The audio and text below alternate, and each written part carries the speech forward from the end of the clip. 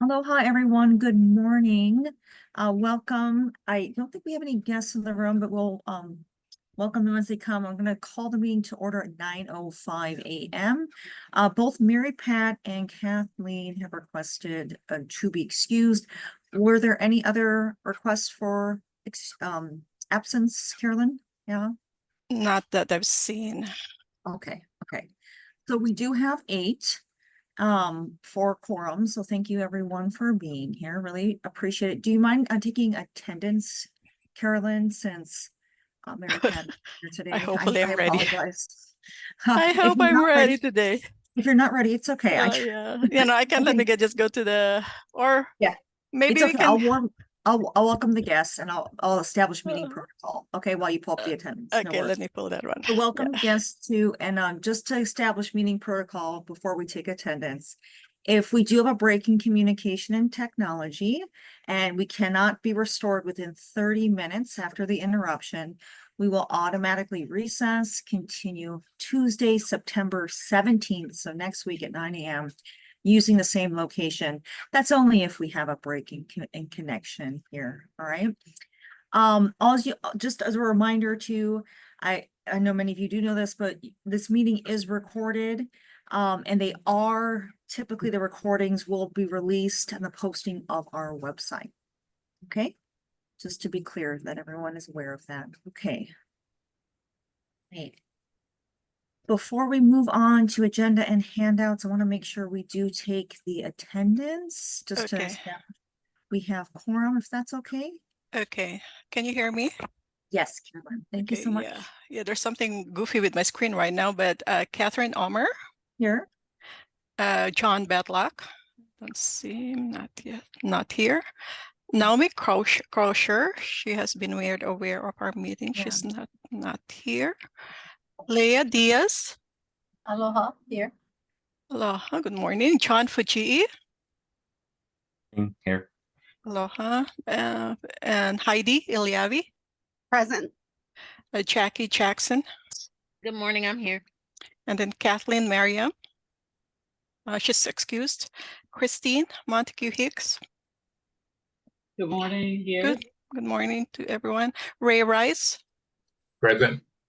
And Marin Suji is not part of the quorum, but she might pop in. Mary Pat is excused. Forrest Wells. Here. Present. And Christine Will. I have not seen Christine Will. Yeah. Okay, so you have quorum, Chair. All right. Thank you so much, Carolyn. Appreciate it. Okay. All right. So welcome everybody. We already went over meeting protocol. Let's talk a little bit about any agenda and handouts. Did everyone have a chance to look over the agenda and handouts? Everyone had a chance to look over the letters as well. Yeah. Okay, well, before we get into moving of those, I want to recognize a few things first. First, in regards to our ex officio member, Marion Suji, she is tentatively scheduled to join us, so I will give her the floor when she does come in for any messages that she might have if she arrives. I also see, I believe Louis Salney is here, and I didn't see if John Piscator is here, both from the State Office of ETS to talk a little bit about our new website. I heard great things, so I'm very excited about that. And then I also saw Kaylee Aquera from CAMHD. Thanks so much for joining us for the part 2 of the presentations on the Maui wildfire disaster response. Thanks so much for being here. We can't review the August minutes yet because they're not available. So we'll talk about the additional handouts later. And then we have the 2 thank you notes that we were part of reviewing. And then the other handouts came in an earlier email and we may review later on. Okay. Any concern regarding those first? No, I don't see any. Okay, on the third, on membership, please encourage others to apply. We will discuss further as part of our strategic goals. I heard there was some movement on that, especially in the youth realm, which I'm very excited about. Until then, though, let's keep going with getting as much as we can in terms of membership. Thank you so much for everyone's efforts on that. I hear we're gaining traction, so that's a good sign.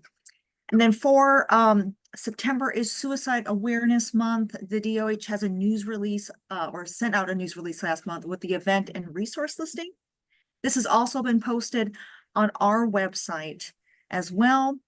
And it's part of our, if you want reference to it here, I'll paste it into the text, or excuse me, the chat here if you do need reference to it. So please feel free to click on that and see accordingly what we have going on our website. Looks pretty nice for the news release, I believe.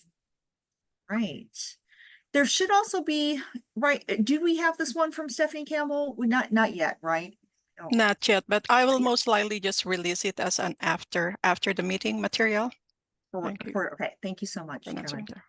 And then last month we highlighted AHAC, the Hawaiian Pacific Basin Area Health Education Annual Health Workforce Summit that happened this last Saturday. Was anyone able to attend the summit? Anyone? Nope, not this time. Okay, we were represented in the form of, I was very graciously asked to invited to moderate a session on peer specialists. It was a real privilege to do that. And thank you, Carolyn, so much for helping to organize a lot of that. Really, really appreciate it. It was great to be a part of that peer specialist and learned quite a bit. There was so much that was well stated and said. Too bad Amy wasn't able to be there, but Scott and both Mike Peacock, they did a wonderful job at talking. All right. Are there any other learning events announcements that members want to share or have anyone aware of? Nope. Okay, I'm going to move on. We have to go past minutes since we don't have the minutes yet. Did we receive any written testimony, Carolyn, or any guests that wish to share oral testimony at this time? No, but I do recognize that you have two guests, Elsie and Mondo, in case they want to. Yeah, we want to recognize any guests that are here, Elsie and Mondo. Do you have anything that you would like to present? You have up to 3 minutes if you would like to provide any oral testimony. Good morning. Not at this time. Thank you, Elsie. And Mondo, I want to give you a minute too, just in case. If not, that's okay too. Either way, thank you both for joining us. Really appreciate it. Okay, going to old business. Let's start with the mental health block grant planning role. First, we have just to recap. The Department of Health did submit the mental health block grant for fiscal year 2025 mini proposal last September 3rd. The Mental Health Block Grant Planning and Performance Committee did receive an update September 4th that there were no additional public input, no more public comments. There were 4 additional comments from our council members who, not as members of the council, but as members of the public, did provide some input. The comments were included. Thank you very much for everyone who attended those meetings. That includes Forrest, Mary Pat is not here, Jackie. Am I missing anyone who else might have attended? No, but I believe, yeah. Okay, and we had further discussions with AMD and CAMHD administrators present as well. In your packet, there should be a recommendation letter for discussion today. Does anyone have any questions or comments about that recommendation letter? I can pull it up too. Yeah, so everyone can see it accordingly. Yeah. Here, let me get to the right place. There we go.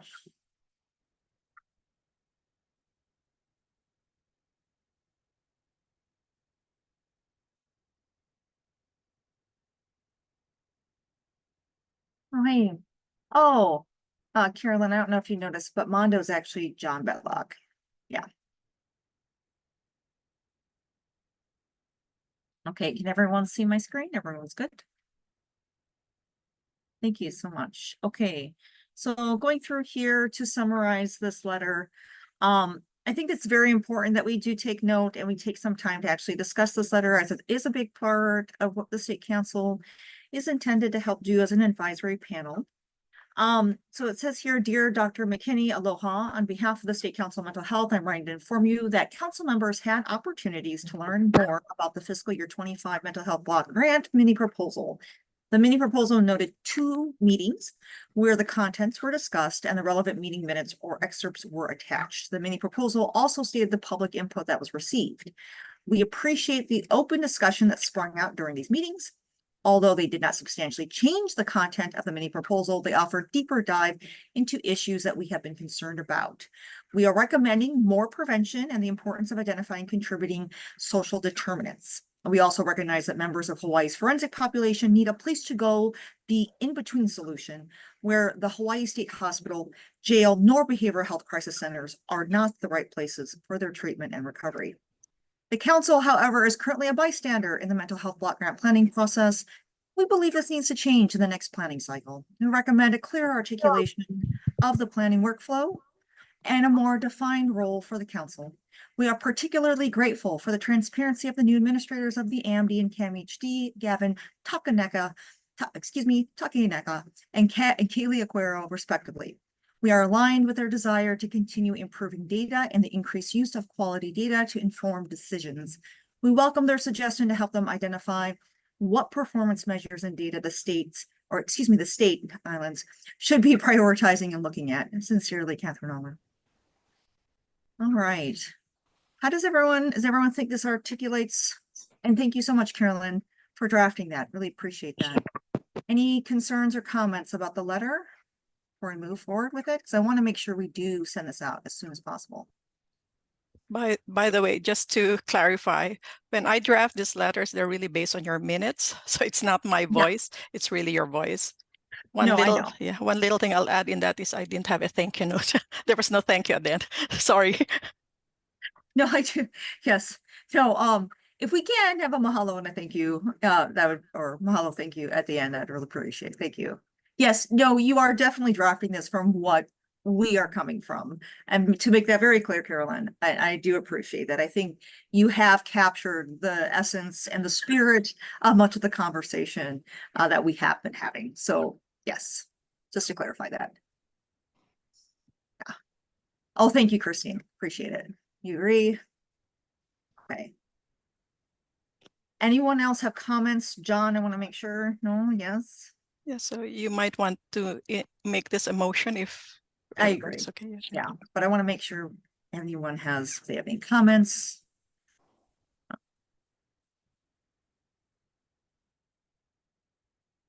No comments? Everyone seems okay with this?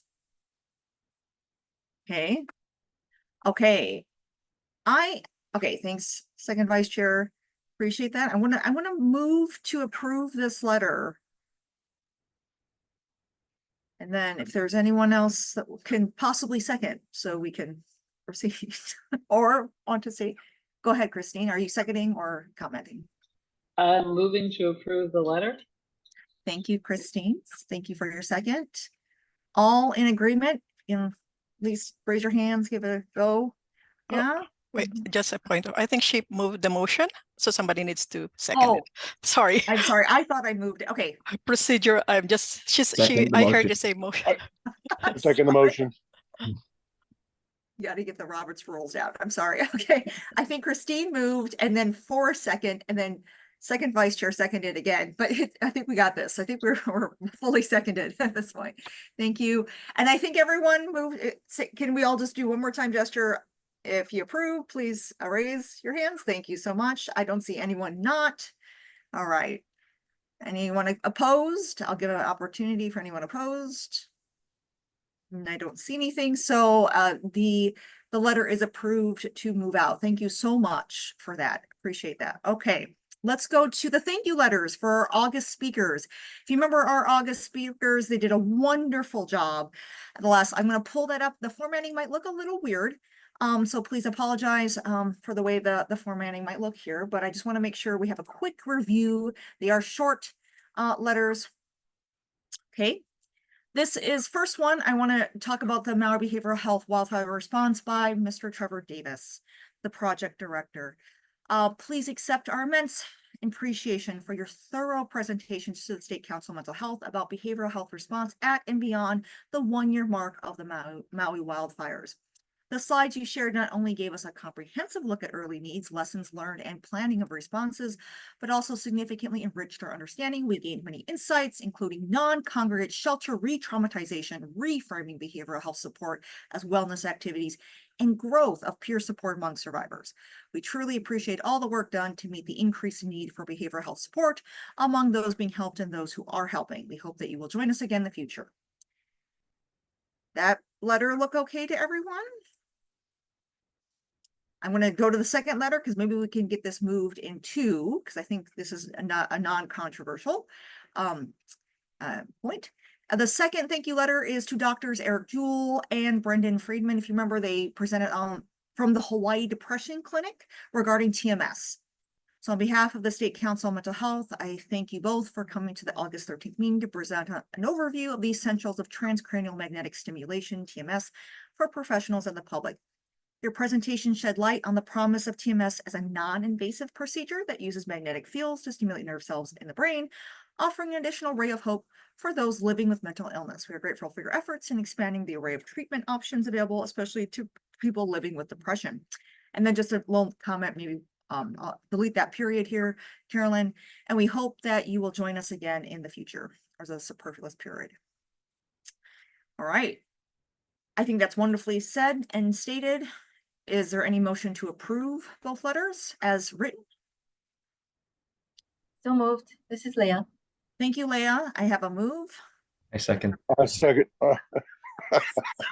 To John seconding. I love it. Thank you very much. Thank John Fujii seconded. All right. Thank you. Appreciate it. All approve.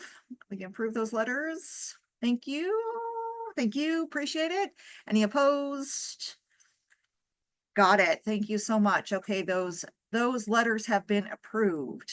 Excellent. Thank you, everyone. All right. Okay. Yes. So before I go on to anything with new business, yeah, I would like to go over the website. Before I do though, Carolyn, is it okay? Thank you, Second Vice Chair, that we talk just a little bit about the strategic planning retreat updates. I just want to make sure, is this a good time or would that be after? Yeah.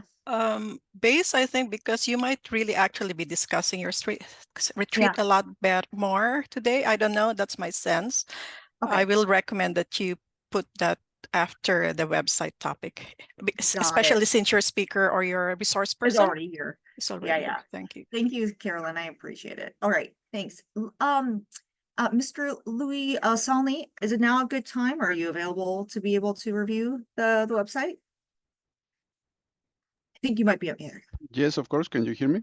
Yes, we can hear you. Thank you so much. Appreciate it. Yes. I hand over the floor to you. Really appreciate the work on the new website. And do you have access to share screen and everything? Yes, give me 1 second. Okay. Excellent. I give the floor over to you. Thank you so much, Mr. Louis Salney. Okay, can you see my screen? Yes. Okay, perfect. So what we tried to do in the new website, in the new design, was to get everything back into the current trends that we have on website trends and also web design, and also getting everything in line with the ETS systems and also the blocks that we are using for all the other agencies. And we are trying to move all agencies into this type of templates and themes and designs. So what we tried to do over here was just to make the design to look and feel very calm and and good, talking about the mental health expression and also involving Hawaii, right? So that's what we are trying to get into this new design that we are using. We have obviously the welcome text over here. We have also some information and a way that we can give people to apply to serve into the council. We are also adding the meetings, the resources, and also the service area boards. And we're getting also the basic information of the agency, right? We have been trying to keep, some designs like, Hawaiian items, Hawaiian, resources, so we can, show that into the whole website, okay? And everything is very clean, everything is very, organized. And now we have also the council over here with all the members, and we're waiting for the new images and pictures that it will be very nice if everything is just exactly the same. We like this type of pictures. So if, like for example, Forrest is also nice, Kathleen, Catherine. So if we can get all of these type of pictures like this, it's going to look fantastic. All right. And also we have, the annual reports. Everything is organized over here. It's very clean, very accessible to use. We also have a way to apply. They can get involved. You can apply online. We got the links to everything that we have also on the previous one, in the previous website. And we also have the meetings here organized where you can do a search. And also we have a new function that we're going to be adding the recordings in a YouTube channel. We already have the YouTube channel already created, and as soon as we have the recordings, we can start uploading them over there. We have also the minutes and also the agendas, right? We have also the feature resources. We made this design where you can organize everything like this into an accordion, and then we can just check it out. And then what is nice about this is that all the information is mobile ready. So if you see it on your cell phone device, or tablet or mobile, it's going to look very good, and then you're going to be able to find the information very easily, right? Now we also have the news over here. We can start loading all the news. Looks like every we're time that looking at a different plugin, it says right now. Yes, exactly. Yeah. So as the time passes, and then we have new information, we can start adding them, and then we can filter them by year or month. Okay. We also have the service area boards over here. We have information. All the information that we have on the previous one, we can find it here. And also, so if you guys want, we can adjust these sections. Luis, We have, quick question. Are we supposed to be yes. seeing I thought we're not seeing the website itself right now. You cannot see it? No. Yeah, we're just seeing the plug. It says plugins at the top of the page. Oh, really? Oh, give me one second. Thank you, Carolyn. What about now? Yes. Awesome. Yeah, so then we have the news. With all the news, we can see all the information over here, and then you can arrange it and also make the filters. And with the service area boards, going back to this, we have the same information that we had on the previous website, but I'm not sure if you guys want to show it like this. Do you guys have like some other images that we could use? Then we can add it over here. And also another thing that we have is that here we don't have information on these other sections. That's something I was going to ask you. Yes. We can put some information here that it can say like, information coming soon or some text, or we can just remove them until we have the information. And then we can upload back the sections when the information is ready to go. And we have the contact section over here with a new form, and also the information, the contact email excellent. over here. Wow, incredible work, Louis. Thank you, Carolyn, for spearheading this. This is No, very it took us about 4 weeks to get between 3 to 4 weeks to get everything ready, but I think that is a very good advancement. And we just need probably information here on the service area boards, and then everything will be absolutely complete and very neat. And it's always an ongoing work. So every time that you guys need any adjustments or any extras, we can talk about it, and then ETS can help you. And also we can train you to control the news and also the content. nice. Okay. Yeah. So I will open it up to Second Vice Chair John, who is the Service Area Board Head for Hawaii Island, and then Jackie, who is a Oahu Service Area Board Chair. I don't, Maui, Carolyn, just to clarify for Maui, have we gotten news from them regarding? Maui, you might, it looks like you have one member from the Maui Service Area Board who will be ready to apply to become a state council mental health member in a short while. When she, yeah, so that is hopeful. Kauai Okay. is still not there. Yeah, thank you. Okay, that's, I noticed, and there wasn't even, although eventually I'd like there to be a space for that, Louis, you know, for the Kauai, but we don't have anyone there quite yet. Again, I want to say thank you so much, Louis. It looks really good, very professional, very clean, like you stated. And I like how it's aligned with the other councils. So it helps us kind of create unity in that way. So really appreciate that. Second Vice Chair John Metlock, I recognize you. I know you had your hand up. Thank you. Yes. Yeah, one of the things that's really important in our strategic goals right now is reaching out to new members. And I was wondering if there could be a tab that is like, you know, and then this may be something to explore off of the meeting, but it's around, you know, we need you or something, you know, like we need your input. And then, you know, because it sounded like you tried to address that. Yeah, serve. I see that. Yeah. But it's we really do need people's input, and you know, under that as a tab like that, they could then, you know, we could talk about contributing as a member, and then have another section where they can testify. Is there something that hasn't been you've noticed in the community? Yeah. Sure.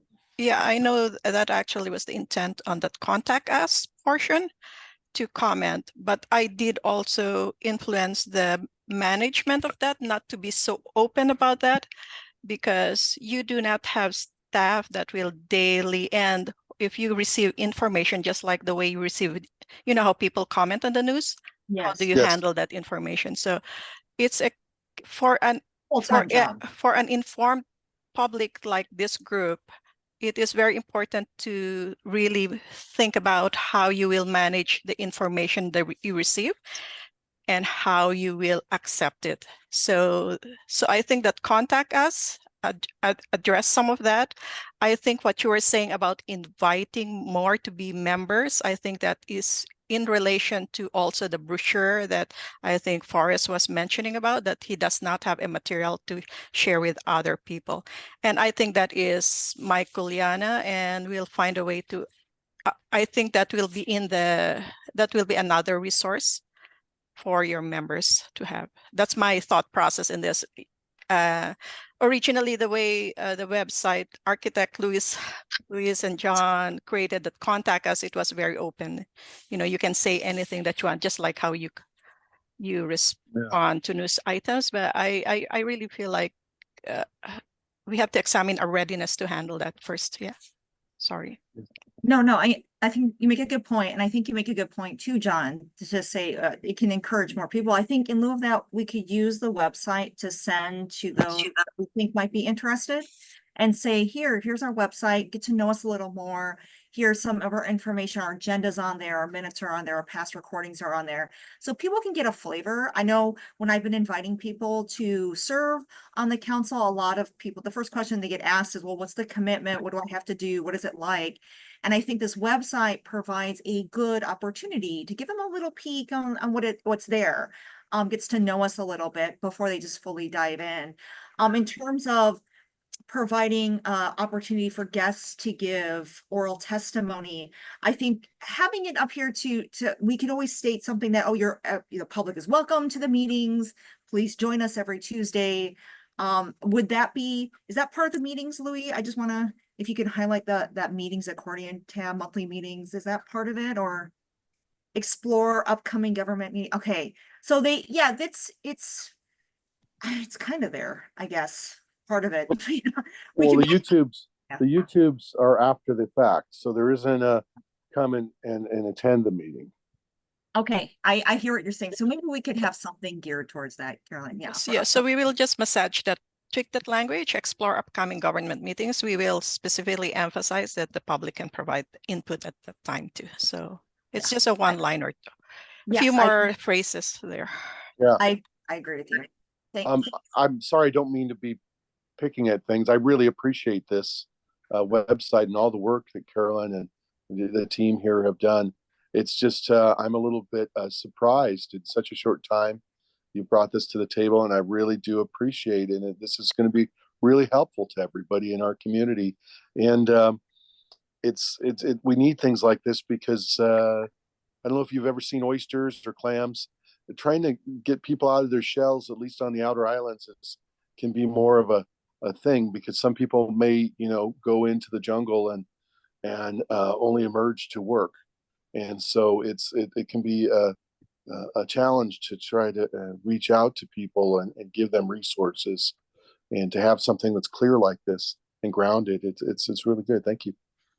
Thank you, Second Vice Chairperson. Now, I know both Forrest had his hands up and John too, and then Leah had a good comment in the chat as well. So first, I want to just open up to Forrest, make sure you had opportunity. Put your hand down, but yeah, because it kind of was answered that because I was gonna agree with John. Like I think it would be good if we had something kind of on the front page just saying a little bit more of what we're about, what the positions that are open are, what members we'd like on the board. When we go into the about the council page, it gives a little bit more detail, but yeah, some people won't do as much digging. And that's true.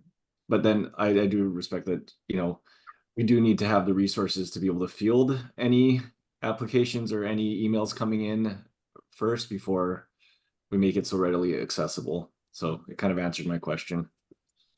No, thank you I do like the idea too, though, of making it clear that we have certain positions open that we're trying to fill, like that youth, the Kauai.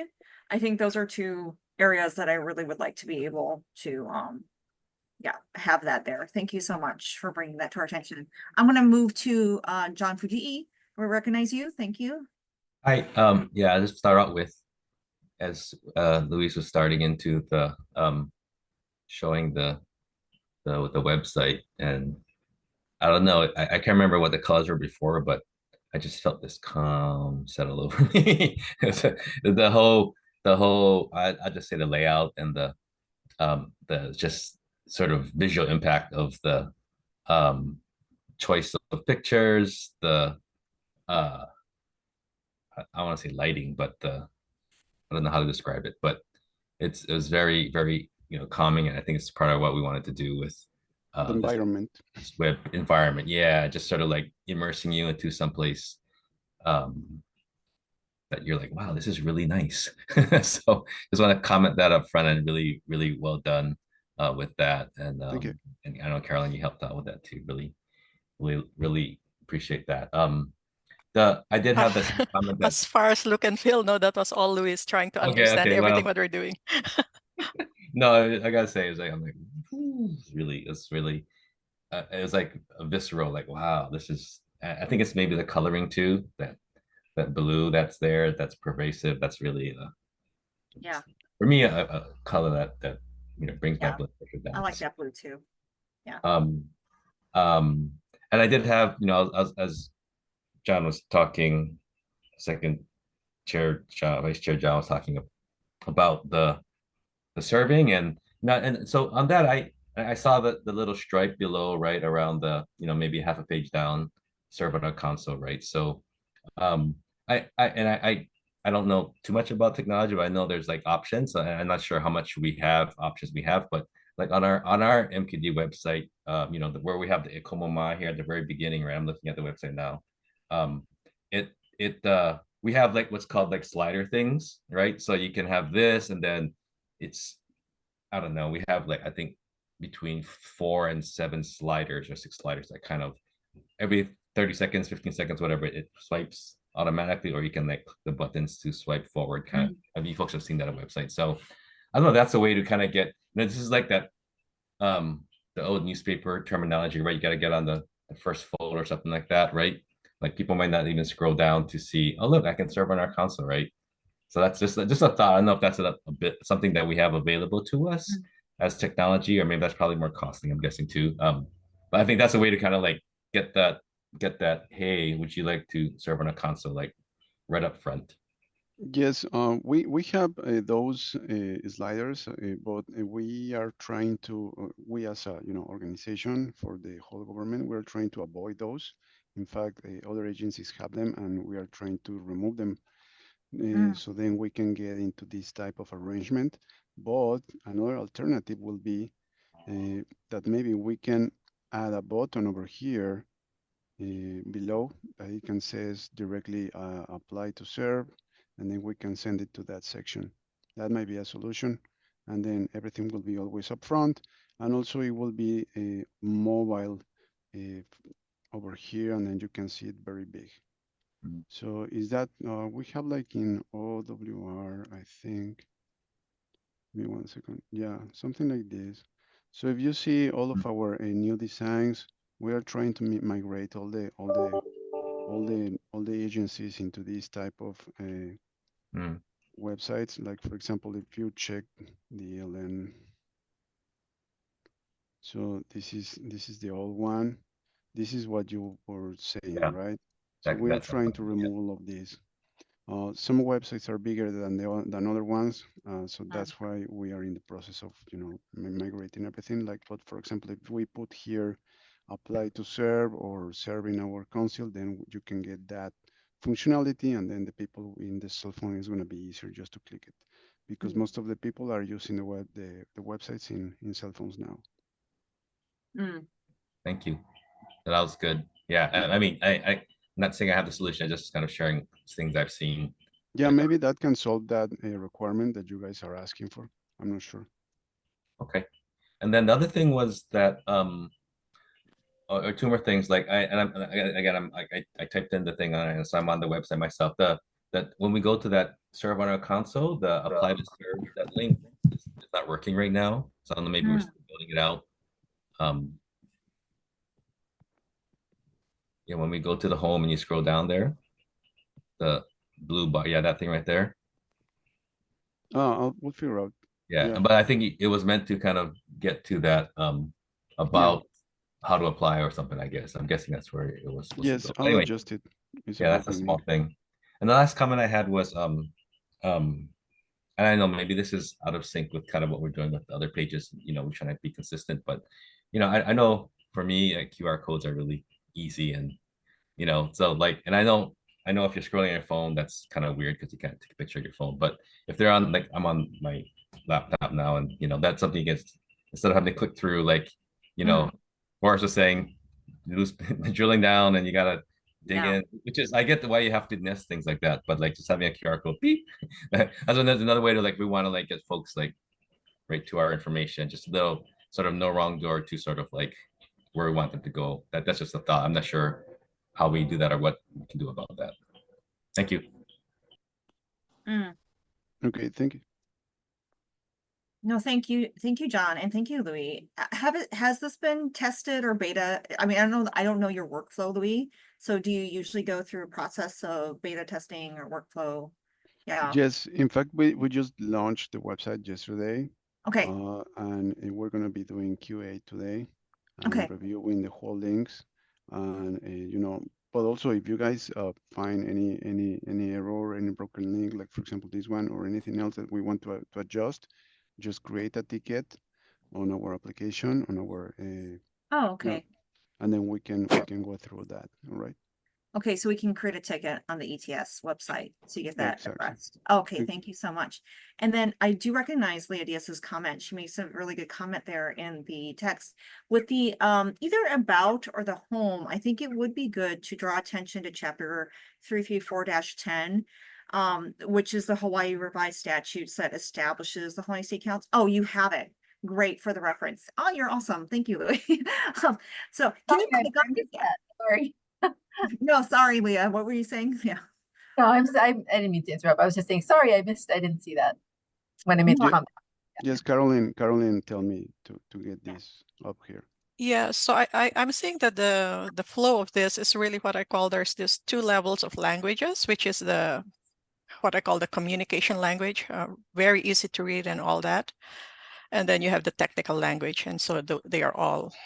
So I noticed that the language has been cleaned so that it's good for the layperson. Then you go to the law and you have the rules references.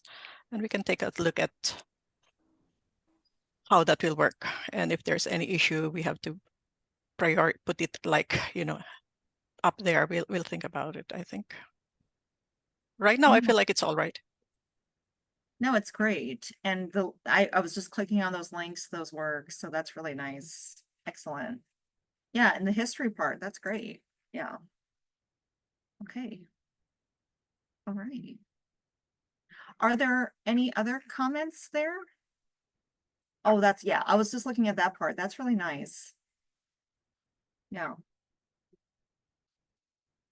Can I ask, do we want to, or should we, or can we,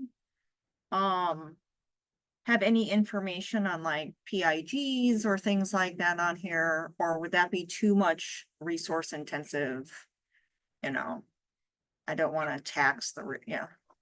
Oh, you mean a more direct reference to, instead of just the Sunshine Law, you want a more direct reference to the open meetings and all that? I think we can address that when you go to the resources, because that is really what it's more for the council. In the resources, there's a specific space there for the members. Yeah. Yeah, so that one, maybe we can tweak a little bit if that is where I feel like that is where it will belong. We did have it I think the link right now is just directly to Sunshine Law and Ethics Law. But if you want something more specific about here's how PIG works, here's how committee works, so that, or even Robert's Rule of Order. Let me think about that. I know it's already in some of the materials, but maybe it's better to have it more open. I'll see what other councils have and see without destroying the grand design of our website architect. Thank you. Yeah, no, we could just link to a reference, you know what I mean? It doesn't have to be, like we don't have to draw it all out. Yeah. That's not our Kuleana. Thank you. This looks wonderful. Yeah, this looks really good.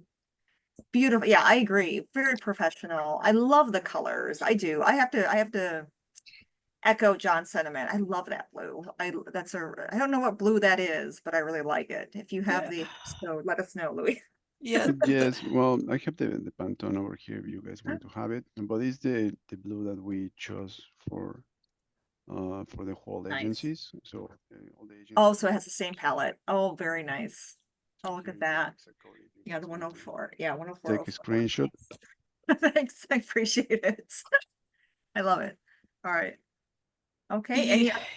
Yeah, I think if I may, one of the things that we have still unresolved in the future really is while it's being improved and all that, we can do ETS ticket for corrections, additions, and all that.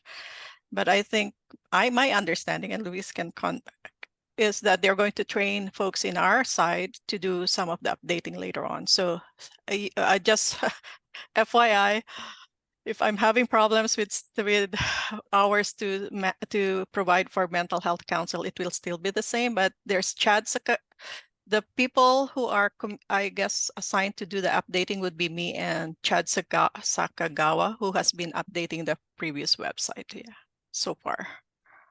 The other one maybe that you might want, I don't know whether Luis was talking about a YouTube channel. I don't know whether you want to show that to Luis, just to show what you have created and what you have in mind. Yes, please. I'd like to see that.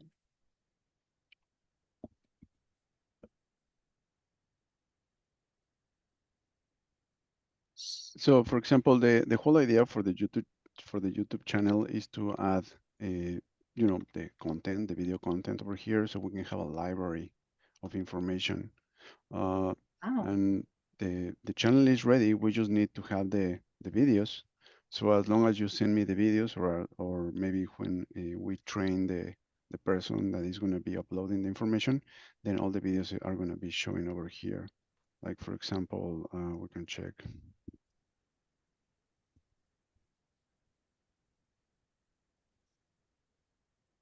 I love the logo that got incorporated there. That's very nice. Well, Luis has a opinion about the logo, so share it. Yeah, the logo is weird, but that's fine. I mean, if you guys like No, it, that's don't we hide can your start with feeling.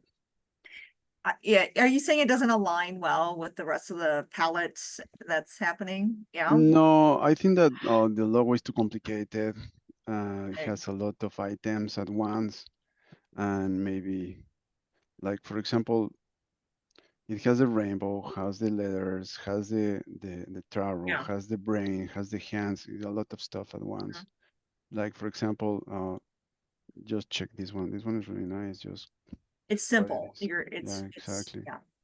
Like for Okay. example, you see this one with the bear, visit native Mm-hmm. California, and the birds, something like that is what it would be better.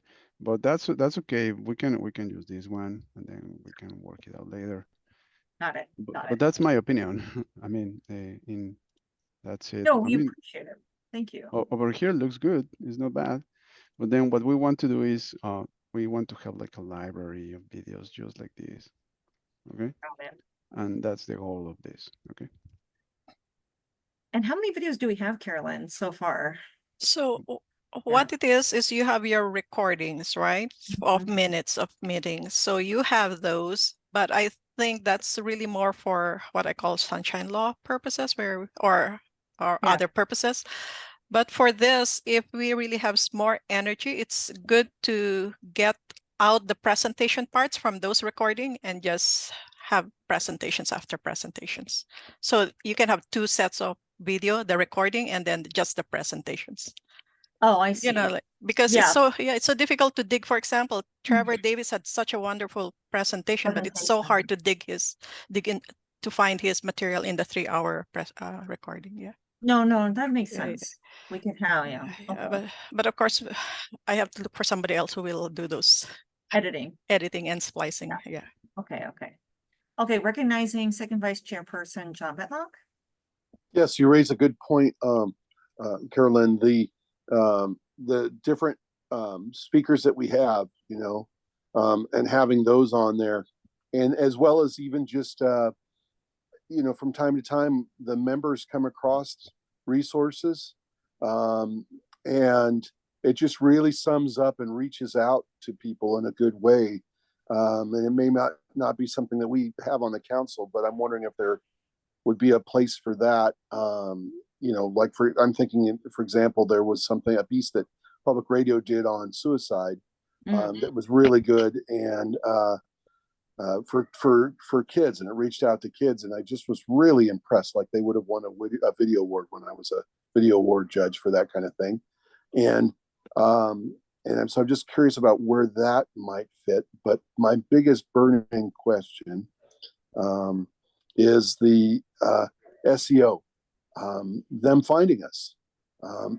Is there going to be any SEO or anything like that lined up for people to find us? Because otherwise we might be buried very deep, and people would not find us on the We have some plugins and processes that we could follow to get SEO allocation in the website, but the website is already SEO ready. Okay, so when we build the code, we provide the alt text, as you can see over here. Yes. It's appearing home Hawaii Mandan Health. All of these items are going to be readable from the search engines.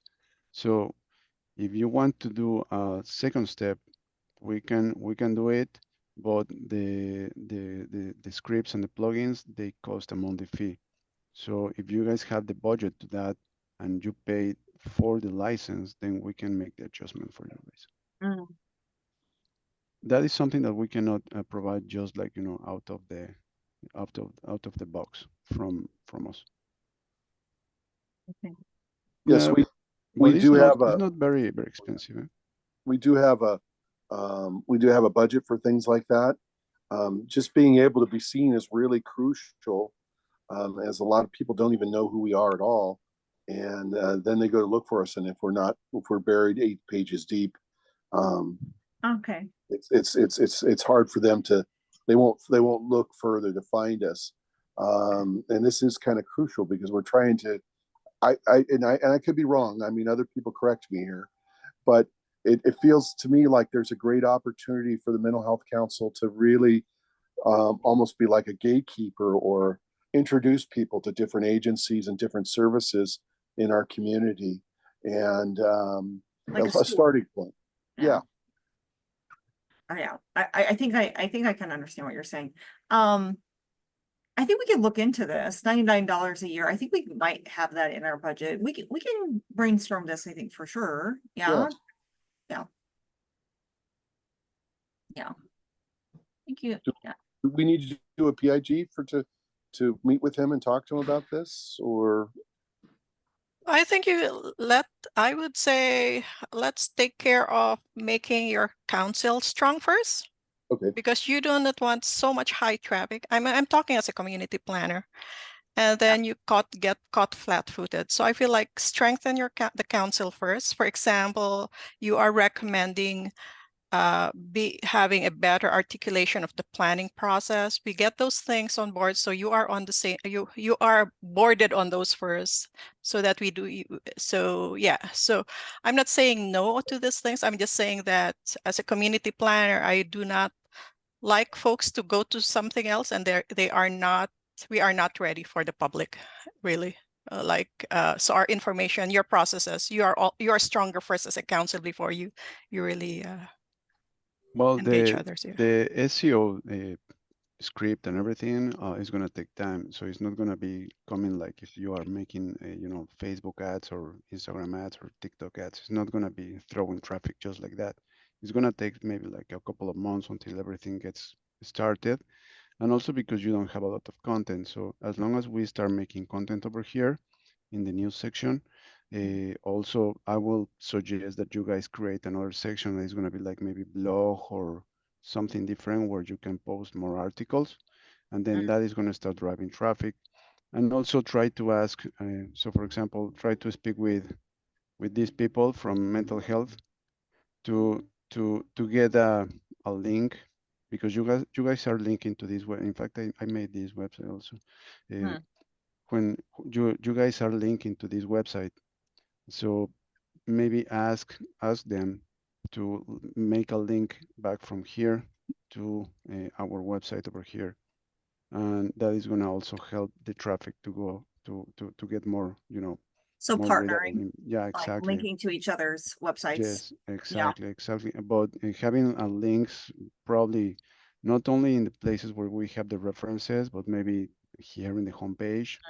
Or maybe we should add some like a place over here like affiliate links or a resource, something where we can link it, and then they can also link you back.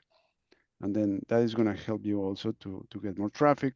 But I mean, right now is the very first week that we have the website, so we have to finish the QA, and then everything can get, step by step, as Caroline is saying. Yeah, and one of the ones that maybe from planning point of view that adding one is really your planning process is not here. I guess in my other jobs I'm more at ease having a specific section where everything the public knows where the planning process is, what materials you have as references. So I can discuss those at another time, but I think so far this one is a very good informational tool as far as I can see. I mean, you guys work hard, your team, Luis. Yeah. Well, we are servicing different agencies all across the state, and yeah, our staff is not like a very big team, but we try to be very efficient. Yeah.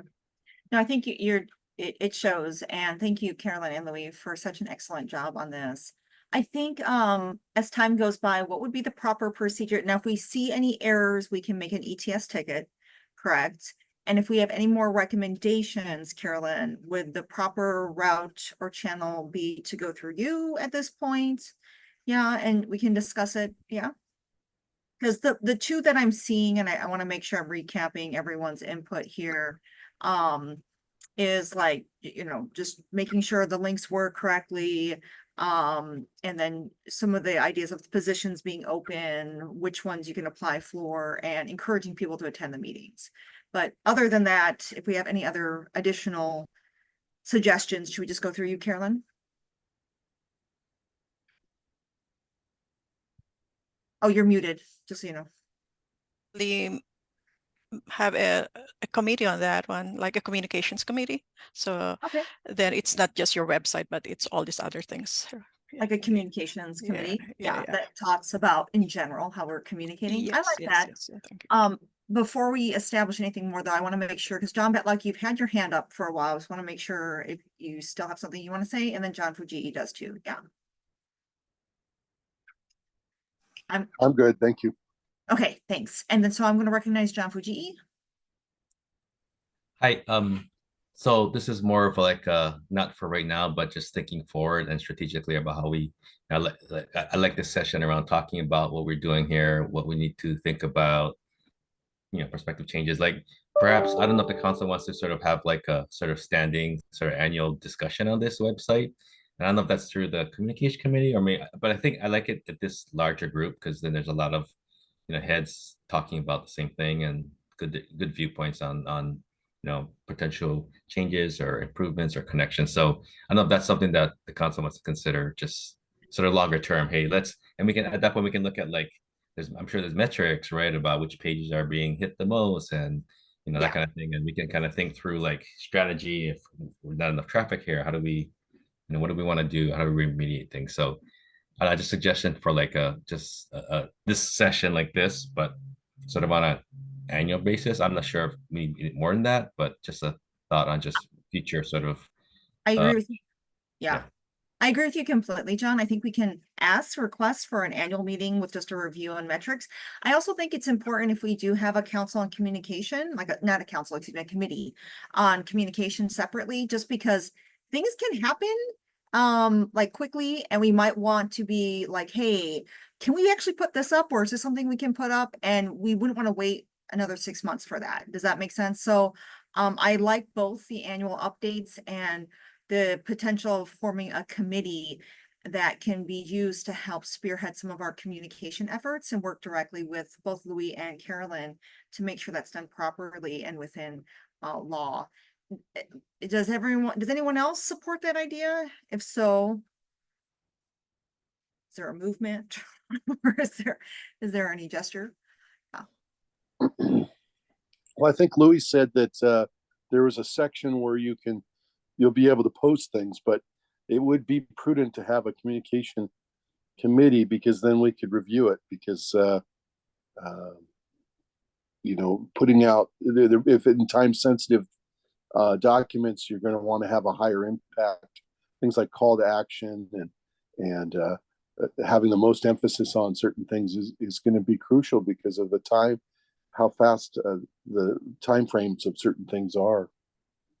And appropriate input too. I think it's appropriate. I agree with you, John. I think it's good to have input from I wouldn't want to just be the one that goes, hey, Carolyn, can we put this up? I want to make sure it's being vetted appropriately and everyone has a say, or at least those who want to have a say have a say. Yeah. Yes, definitely. Okay. If we are supportive of this, are we seeing any movement? Does anyone want to propel? Or you can create it, you discuss it now, it becomes, because it's not quite in the agenda to create this one.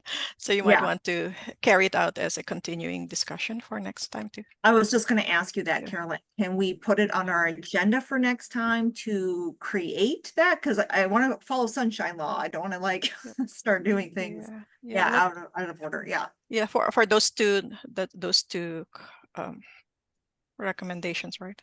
Oh, yeah. No, it's just a committee. The other one is, I think, can just be naturally put.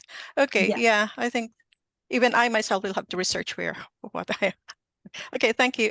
Yes. No, I appreciate it, Caroline. Yeah. So for the agenda next time, make sure we put that on there about a communications committee. Yeah. Regarding how we communicate and so forth. Yeah. And that would work directly also with the website. Okay. I like that so much. Thank you, everyone. And huge thank you to Louis Salni, thank you so much for your time and excellent work. It's astonishing. Thank you. No problem. Thank you so much. It was I was very glad to help you. Well, you did a great job, so thank you. All right. And you're welcome to stay, of course, for the rest of the meeting. And if there's any public input too, I want to make sure the public feels welcome to be able to provide any input as well. Okay. Hearing none seen, I'd like to move on if we can to our strategic planning retreats, kind of goals and outcomes. I always want to stay on top of those, make sure we don't let those fall. And thank you, Carolyn, for making sure we don't either. I'm going to pull it up if that's okay for everyone to look at. It's been really kind of well organized here. So here, I'm just going to pull that up. Just tracking how we're doing, making sure that we're staying accountable, staying on track for how we're going. Yeah. Thank you. No worries, Lee. Thanks. Okay, so everyone can see my screen, hopefully. Thank you so much, Carolyn, for putting this together. I know Mary Pat had a few, I don't know what her comments were regarding this, but I do like this idea that here we are, we've laid out the goals here on the left-hand column, right? In terms of what we're trying to accomplish, given what we stated at the retreat. And then here are some of the methods that we have identified that we're going to do, how we're going to monitor them, any results we have, any comments or impact accordingly. I like this tool just to make sure we're kind of keeping on track with everything, making headway with it. And that way, when it comes to our report annually, it's almost sort of self-written in some ways. Yeah, correct me if I'm wrong or what you think of that, like how we've been accomplishing these goals. Yeah, accordingly. Yeah. Any comment first on just the formatting? Or yeah. Yes, no, maybe so. This is Leah. Hey, Leah. I just want to say I really, really like this format. It's very clear. And like you said, it makes a lot of sense for tracking and eventually going into a report and making that all easier. So thank you. This is great. Thanks, Leah. Second Vice Chairperson John Betlock? No? Just so you unmute, so I want to make sure. All right. Okay, I think I first just want to kind of go through these if it's okay with everyone to make sure how we're doing and progressing accordingly. Increasing the council's efforts. One of the big things that we've been trying to do for this goal is make sure we have accurate representation, diverse representation that helps really showcase the people and constituents here in Hawaii, making sure that those people have a voice on the council. Corrections, youth, kupuna, Native Hawaiians, LGBTQ, first responders. Of course, it doesn't have to just be a separate each one. It can be if somebody can represent multiple of those groups. Now, I've correct me if I'm wrong. I believe some of our council members have been actively outreaching. Mary Pat did tell me that she has recruited a few youth who might or may not be attending today. And then I think Forest 2 has reached out and there might be some people possibly applying. Does anyone want to give an update on their efforts? Yes, I did reach out to the LGBTQ therapists that primarily provide services for LGBTQ youth and individuals. And I'm doing a secondary reach out to another possible Native Hawaiian representative. Okay. Do we know if any of those people applied? I don't want to like be overreaching for too many people and then say, you know, if they apply and we fill the position and then, you know, they ask why I'm asking them to apply if we've already filled it. Yes, so at least on my end, it looks like they only have one active application that they are reviewing for the State Council of Mental Health. And the names that I have received from members like you and Mary Pat and Christine, I have forwarded to say, did you receive the application? And they have not seen those application. So that's why there's a note there to say, we're tracing where they are. And Mary Pat did remind me that when she applied, her application went to Department of Human Services. So she's kind of aware of this kind of, Yeah. hiccups. And I got appointed to the wrong board initially also, so we do know that there's a little bit of mix up that happens in that process. Yeah, so what we're trying to make sure is that, for example, when people say they applied, maybe they applied, maybe they did not, but we're just making sure that what we are receiving as communication is, you know, kind of analyze further. What do they mean they did not receive the application? The applicant did, the prospective person did not apply, or there's something wrong, you know, or the application process is so not the friendliest, or the staff just missed it, you know, it can happen. Yeah. Yeah, maybe I'll reach out to see if those individuals did apply, just to make sure that if they did, that it's getting to the right place. And if they did not, just a gentle reminder that if they're still interested, they should apply.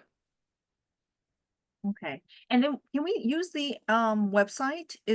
I'm hoping the link will be fixed, but I think we could use the website, correct, to allow people to apply through there. Is that correct, Carolyn?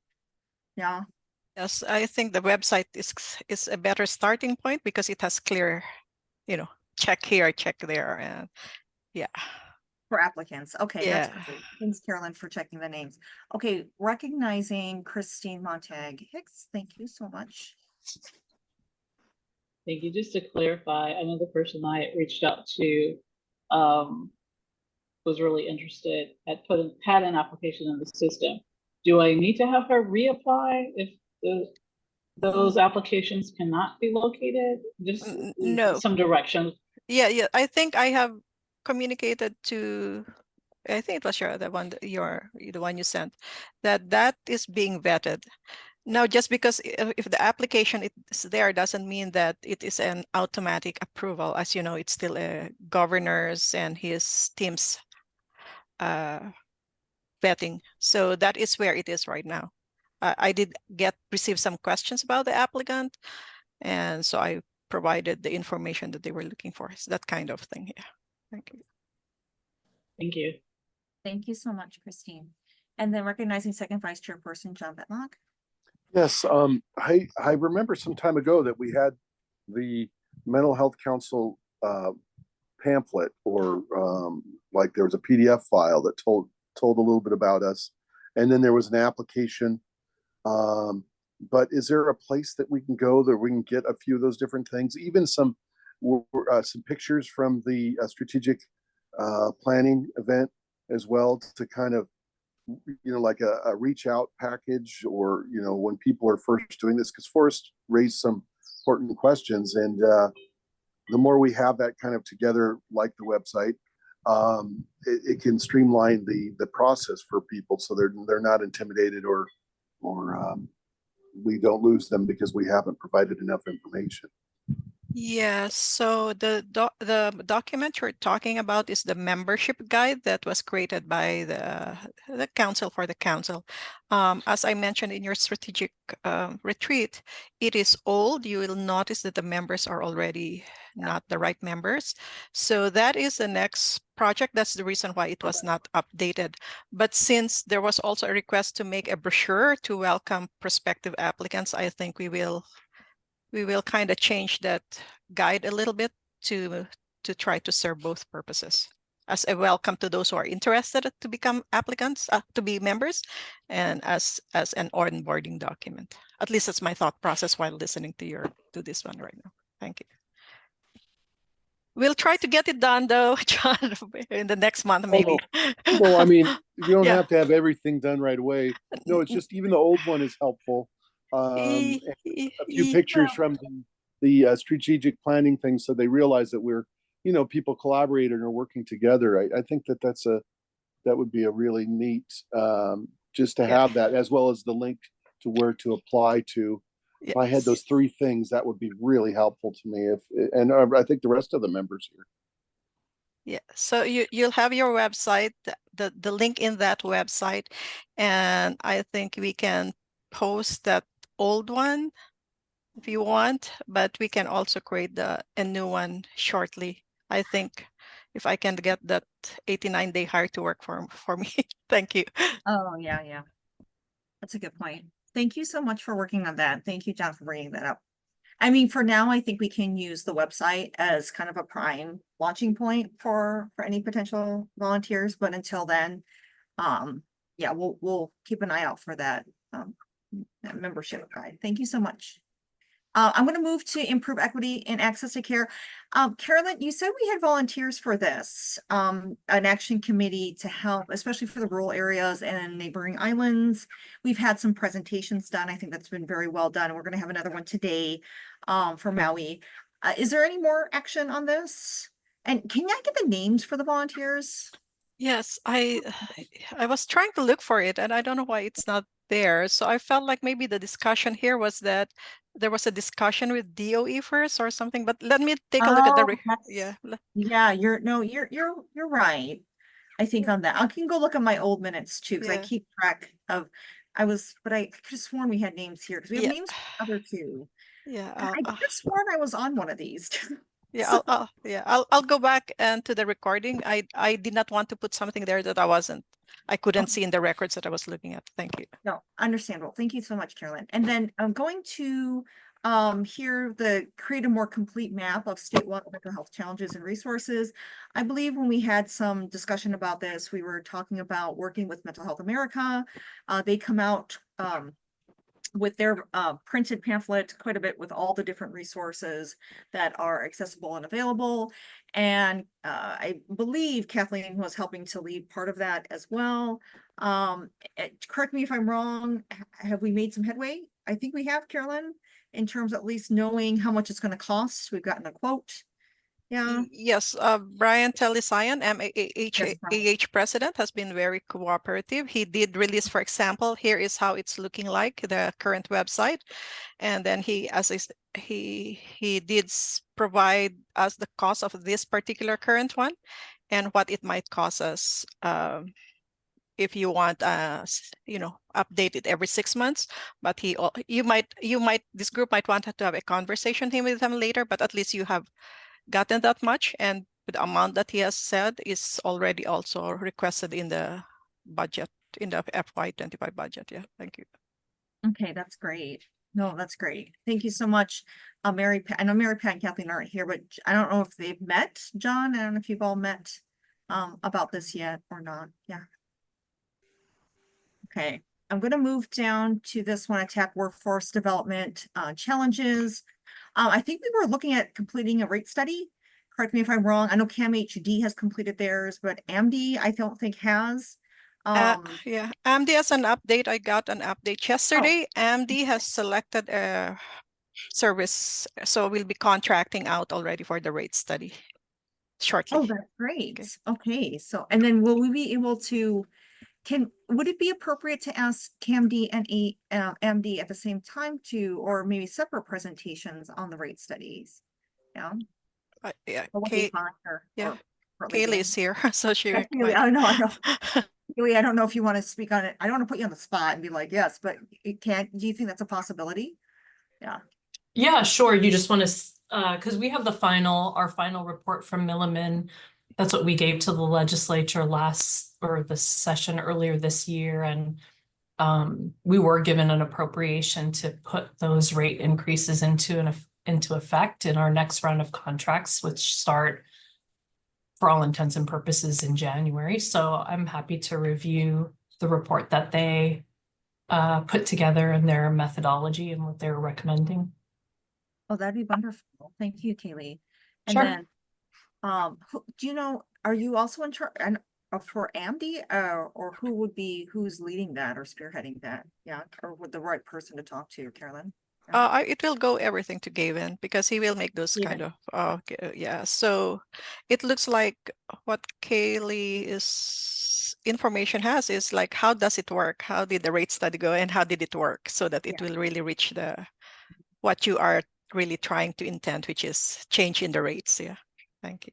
Exactly. Yeah. And I just want to take note, it's already September and then our next meeting will be October and we'll have to be thinking about the ledge already. Yeah. Does that make sense? Wow, that happened fast. I feel like that was really quick. I feel like we just did that. So we'll want to look at some of that. So if If we could, Carolyn, for the next agenda, please, just at least think about inviting or have, inviting some, for Kaylee or someone to prevent that'd be great. I'd appreciate it. Not maybe for the next meeting, but for an upcoming meeting. Okay, and then the last one here, improved comprehensive care coordination.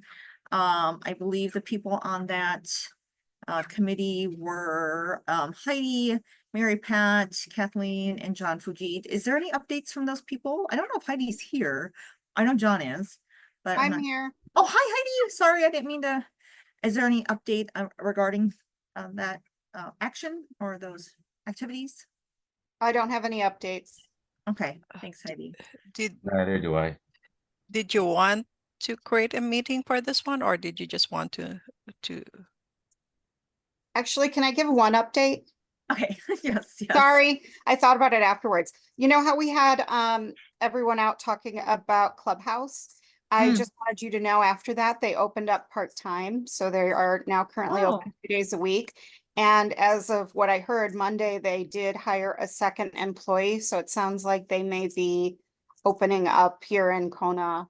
Really soon. Right? So I appreciate all your help because that really seemed to make some action happen. So thank you, team.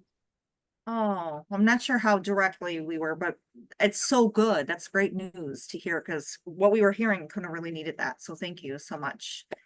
Thank you, Heidi, for the update. Yes, much appreciated. Okay.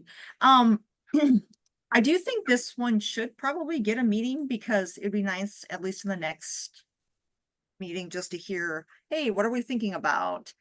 I know, John, there was discussion about insurance providers, identifying new funding sources for group homes. I'm not sure. I know Mary Pat and Kathleen are a big element to this, but I'm thinking maybe when Kathleen gets back from leave or Mary Pat has time to convene a meeting.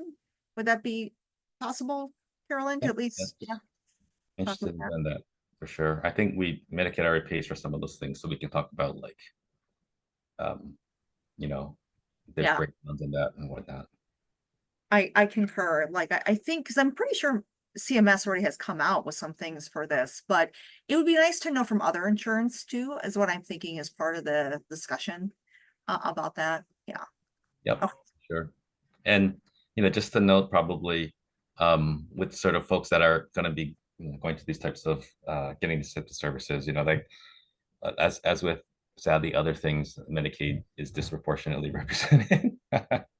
Not saying that proudly, but just Yes. Yeah.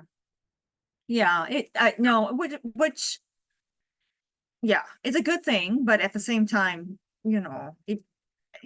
there's other health, people, there's a variety of health plans out there. So having people be covered fully would be nice. Yeah, I mean, we can fully address like all the Medicaid plans, and if you're getting into things like that's true, Medicare Advantage or commercial, then that's sort of out of our wheelhouse. But I mean, it's but we can, and I'll say that as you folks know this too, right? So a lot of our Medicaid plans have commercial lines and Advantage. So like that conversation can maybe be a starting point too. I was just gonna say it could be a launching point with just those commercial lines, at least to kind of discuss what's happening in that realm. Is there equitable access to those cares, or are there certain barriers that are happening depending on which plan is going on? Part of it we can ask the plans that do have certain, sort of additional lines, right? Aside from Medicaid, that we can ask them for like, hey, for these types of services, right? Like do you cover yes or no, right?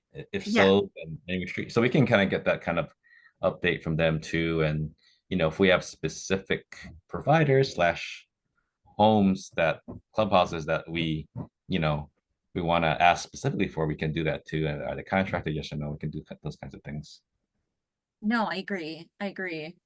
Yeah, I think that would be perfect conversation to have. But I do defer to the committee that's already been created. I want to say I'm part of one of these committees. I'm not sure which ones I'm part of, but I think I might. I don't know. We'll check our notes, Carolyn. I mean, I don't want to start just giving myself more work, but at the same time, I want to make sure I'm doing what I said I was going to do. So, so I'll look. I could just go back to the not the one we just talked about, but yes, the one before I'll on go the back. strategic plan thing. I Yeah. think it's talking about landscape assessment, I think. So if I recall, or the one that talks about landscape assessment, behavioral health, maybe number 2. Oh, Sorry. excuse me. Um, Yes, Yeah, mapping so yes. I forgot I didn't share this, but from a Medicaid perspective, we had the UH do something like this for Medicaid in December 2023. So oh, is this it? No, it's not it. Okay. No, No, so this is South America. Yeah, go ahead. yeah, Sorry. no, and I can share that with I can share that with maybe Carolyn, and then she can share it out with the group. But we had that done. I can't remember why we had it done. I just looking at my notes, like I don't have that. But essentially, it was like a sort of for all behavior, mental health and substance use sort of access, and who can provide some of those services, and where there are gaps, identifying gaps and that kind of thing. Yes. It's a sort of pretty comprehensive statewide report that was sort of delivered to us last December. So, Okay. still pretty current, I would think. But I can share that with Carolyn, and then we can see how that fits into number 2. I think that'd be great. That would be wonderful. Thank you. Because the more resources, the better. I mean, it's not like we only want one agency. Having all of it would be good. Okay, I want to be mindful on time here because it's almost 10:30 and we usually take a little bit of break. I don't know about the rest of you, but going to the restroom sometimes is important, especially in a 3-hour meeting. So, and I want to make sure we have enough time for everyone that is here. If there's any public input, I'll give a shout out here. If there's any public input before we go on a quick break. Yeah. Well, Chris was wanting to give some information about that last topic we were talking about, but I don't know if he's clicked on. I'm here. Okay, there he is. But I only caught the very last 30 seconds of it. Chris, are you looking for we were talking about mapping out the statewide challenges and resources. So we're talking about Mental Health America, and then John Fujii offered also that they, from the Medicaid side, do their own resource navigation too, and can provide directory share with Carolyn. Are you looking for something like that? Or no, it was the gaps in insurance coverage for group homes and whatnot, I believe. Oh, okay. Yeah. There's a lot of issues with consolidation of resources in certain areas of the state, primarily Maui and Oahu, and that we just have a lot of problems with just flat denials of applications for different services, different things that we could do to be better providers. Like, for instance, I tried to apply with HMSA it was back in 2018 to provide what is known as day treatment or partial hospitalization. So it would be any kind of treatment that's more than IOP for substance abuse and mental health combined. And they told me that they already had enough providers in the state for those resources. But the closest to the Big Island is Maui, and I don't think they would be willing to pay the airfare for them to fly over there 5 days a week, which is what partial hospitalization is, the every weekday sort of thing. And then we've also been trying to get what are they called? Not resource, peer support services in place. Yeah. Because we do have a lot of clients that have a hard time holding down a regular 9-to-5 job, but they probably be pretty good at dealing with other clients. But it's just really difficult to get them to agree to that, and they just throw up a lot of roadblocks. And the HMSA is the good insurance company. Like, they're the only ones we deal with because they're the only ones worth bothering with. Everybody else either doesn't pay you at all or puts up massive roadblocks in the way. So Ohana Care and United Healthcare, they don't pay. Like, there's no reason to even accept a client who has those.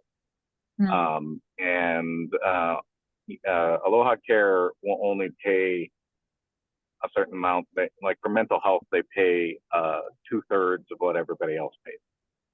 So I don't take them because it's not worth it. And you know, we're still waiting. You know, the insurance companies in the state said that once we get the clean and sober housing settled, that they'll start paying for it, but you know, that hasn't happened yet. You know, still pay GE taxes, even though I can't, you know, I'm all Medicaid Quest, so I can't pass that on to anybody, but I still got to pay it for 18 months. So that's another kick in the pants. You know, so it's just like we can only bill for one service. Where anywhere else in the country, you'd be able to bill for a whole bunch of other stuff, like being talking to other people associated with their case, doing treatment planning, you know, all kinds of different services that are part of mental health and behavioral health. But in the state of Hawaii, HMSA will only pay for IOP, and that's it. IOP. Okay. Yeah. Well, they'll pay for LIOP too, but then you get paid even less. So what's the point in that? Okay. So you're saying essentially that the reimbursement in across the state and the islands is limited to really one health plan provider, HMSA, and that the other health plans, there's a discrepancy in the amount that they're actually willing to compensate for, and also a restriction on the billable items. Yeah. Would that help summarize? Yeah. Well, HMSA restricts it too. They only pay for IOP. HMSA, and really it's only Medicaid and Medicare that you're able to get the appropriate compensation. Is that what you're saying? Go ahead.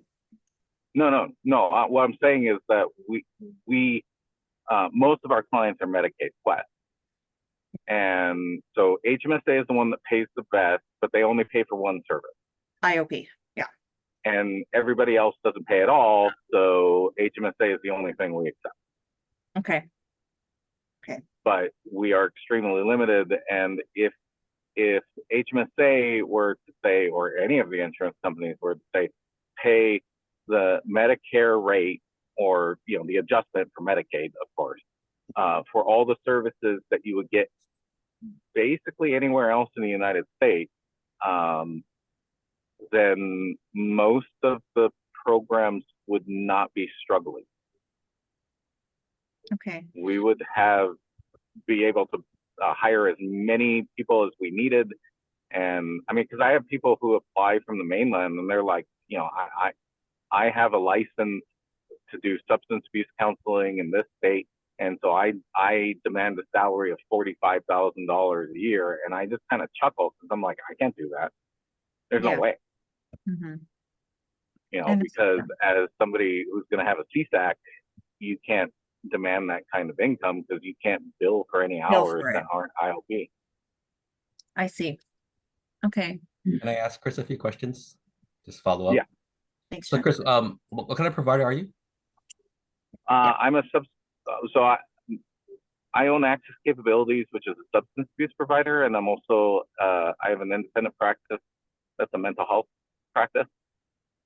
So I have a doctorate in psychology, but my license is I'm still doing my stuff to get licensed at my doctoral level. So I have a community mental health professional license through the state. Okay, and then you said Access. What was that? You said mention a company or something. Access Capabilities. Okay, and you're on which island, or all islands? I wasn't paying attention earlier. Big Island. A Big Island only. Okay, east or west side? Both. Okay. Okay. I said something in the chat, so I want you to sort of give me some more details if you can. It will be helpful for me. Okay. Appreciate the feedback. So So first, I just want to say, oh, sorry, Forrest. I'll lean into you first. Yeah, go ahead. So yeah, you know, at Queens, we do provide both intensive outpatient and partial hospitalization program services, and I can sympathize that the reimbursement rates for it to be effectively and appropriately staffed do not match what the salary requirements would be.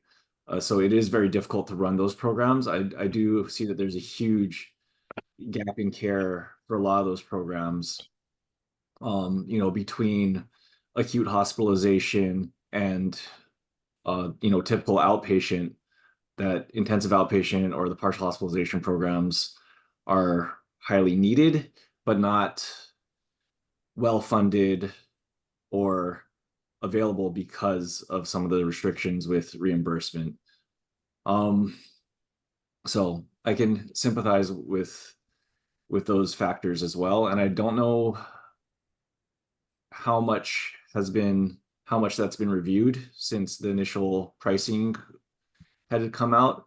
I do know that some of the things that supplement the programs, at least at Queens, are some of the contracts with MHD, but even those contracts, the reimbursement is low, but they do have some of the aspects that can help, such as, you know, charging those billable hours for kind of continuity of care calls and other factors. So that could be something that you could look into additionally.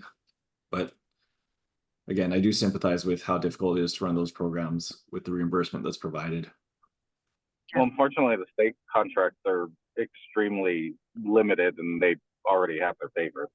So, you know, almost a waste of money for me to even apply. I just end up wasting time, postage, and you know, flash drives.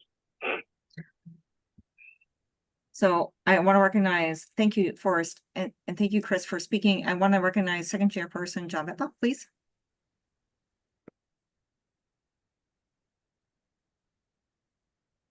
Okay, I am on now. Okay. Yes, when I worked at BISAC too, I was really surprised that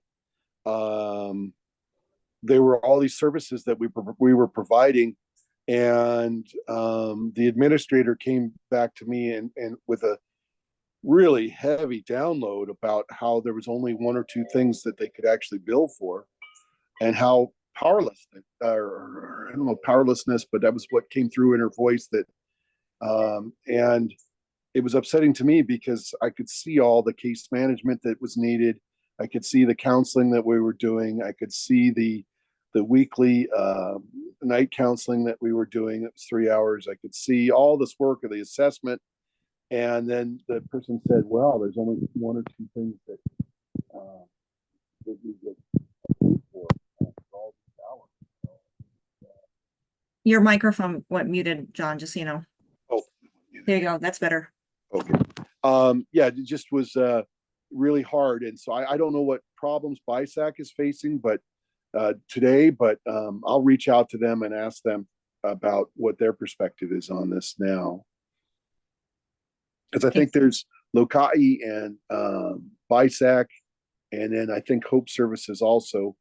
They all provide varying levels of services, and so I'll see if they can give some more input. Thank you. Right. Thank you, Chris, for coming out. I realize that you have to go into a meeting and you have to leave right away, but thank you for taking away from your busy day to speak and share. And I'm really glad that you and John got to make a connection today. Mahalo.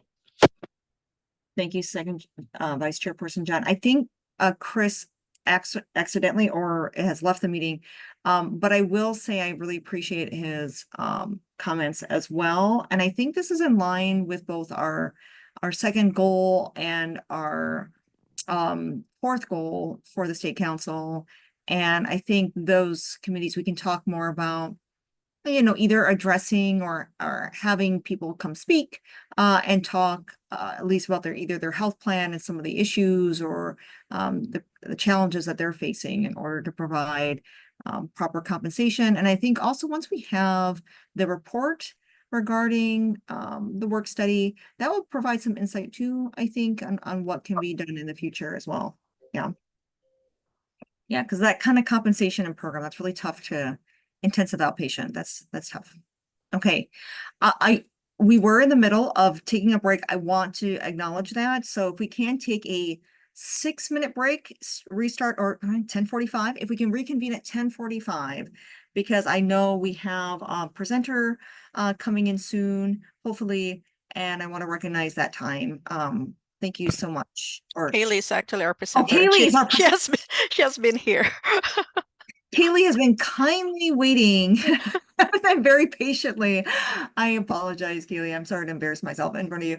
Kaylee, are you okay if we take a quick 6 or 5-minute break? Yes, please. I would love a bio break. Thank you. Okay, let's go take a bathroom break, come back, and when Kaylee will, thank you so much for presenting today.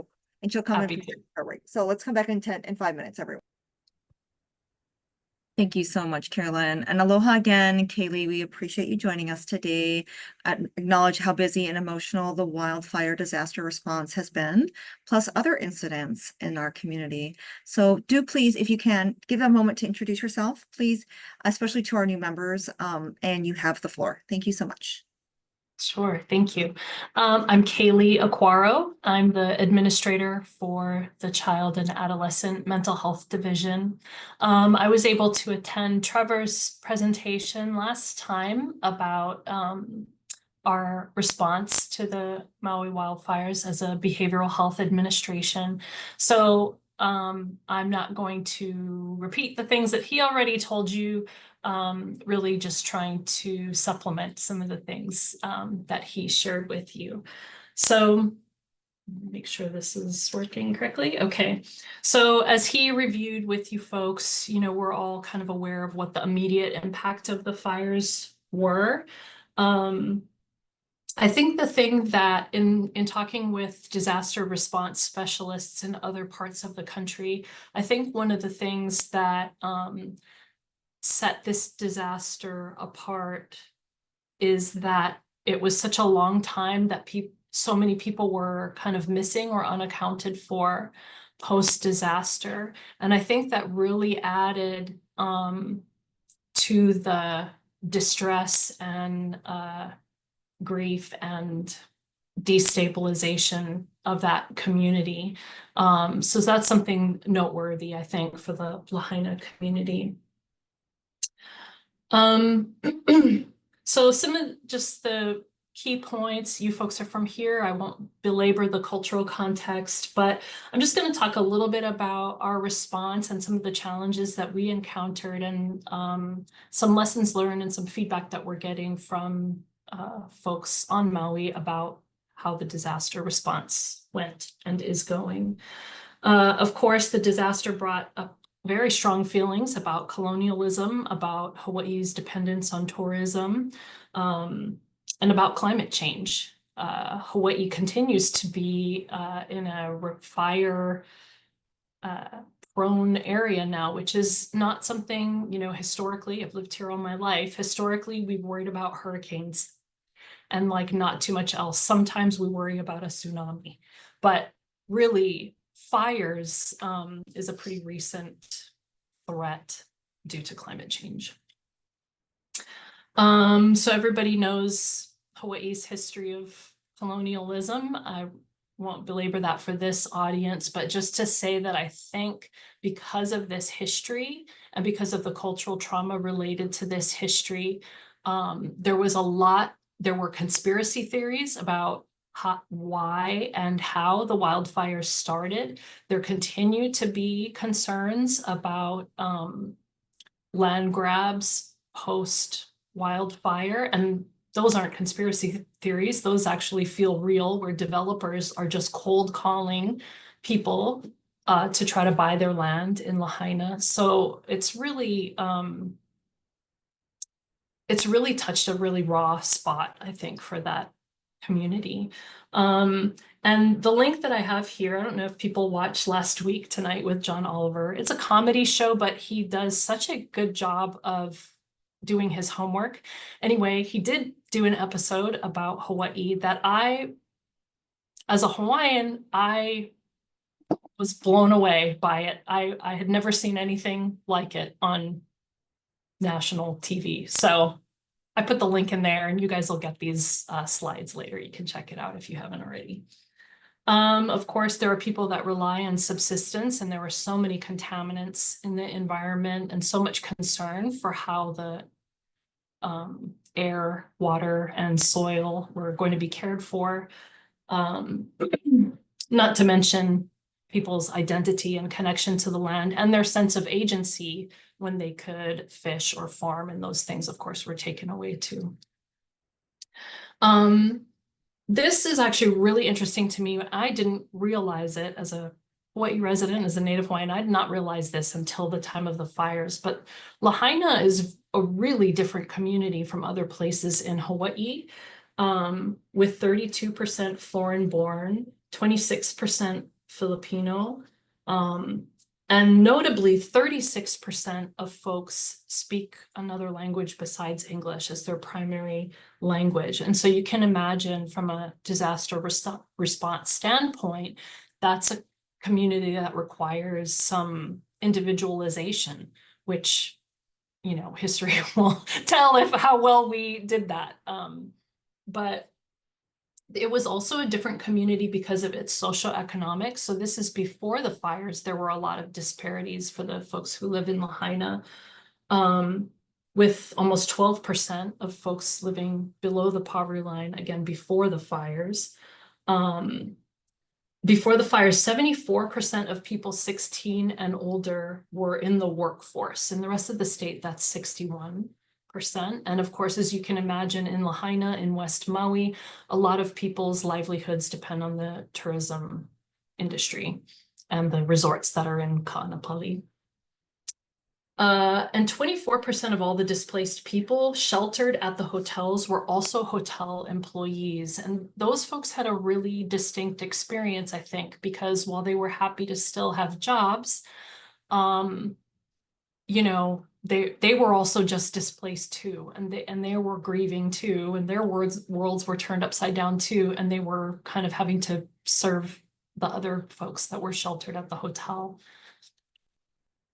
So Trevor already talked about what our initial behavioral health response was.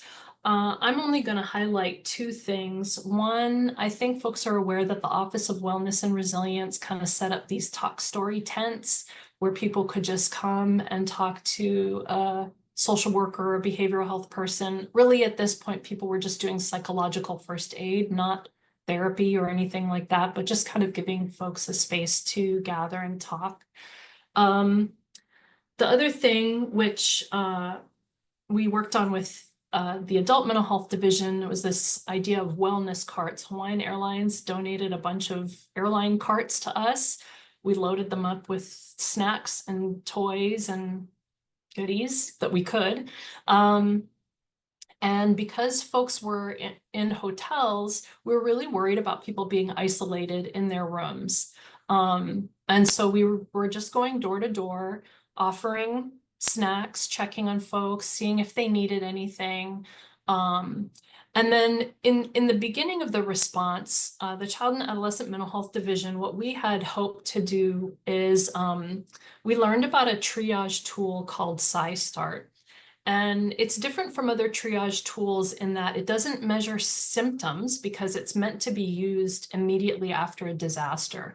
So really what it collects data on is what people experienced during the disaster. And based on that, it puts them in different risk categories.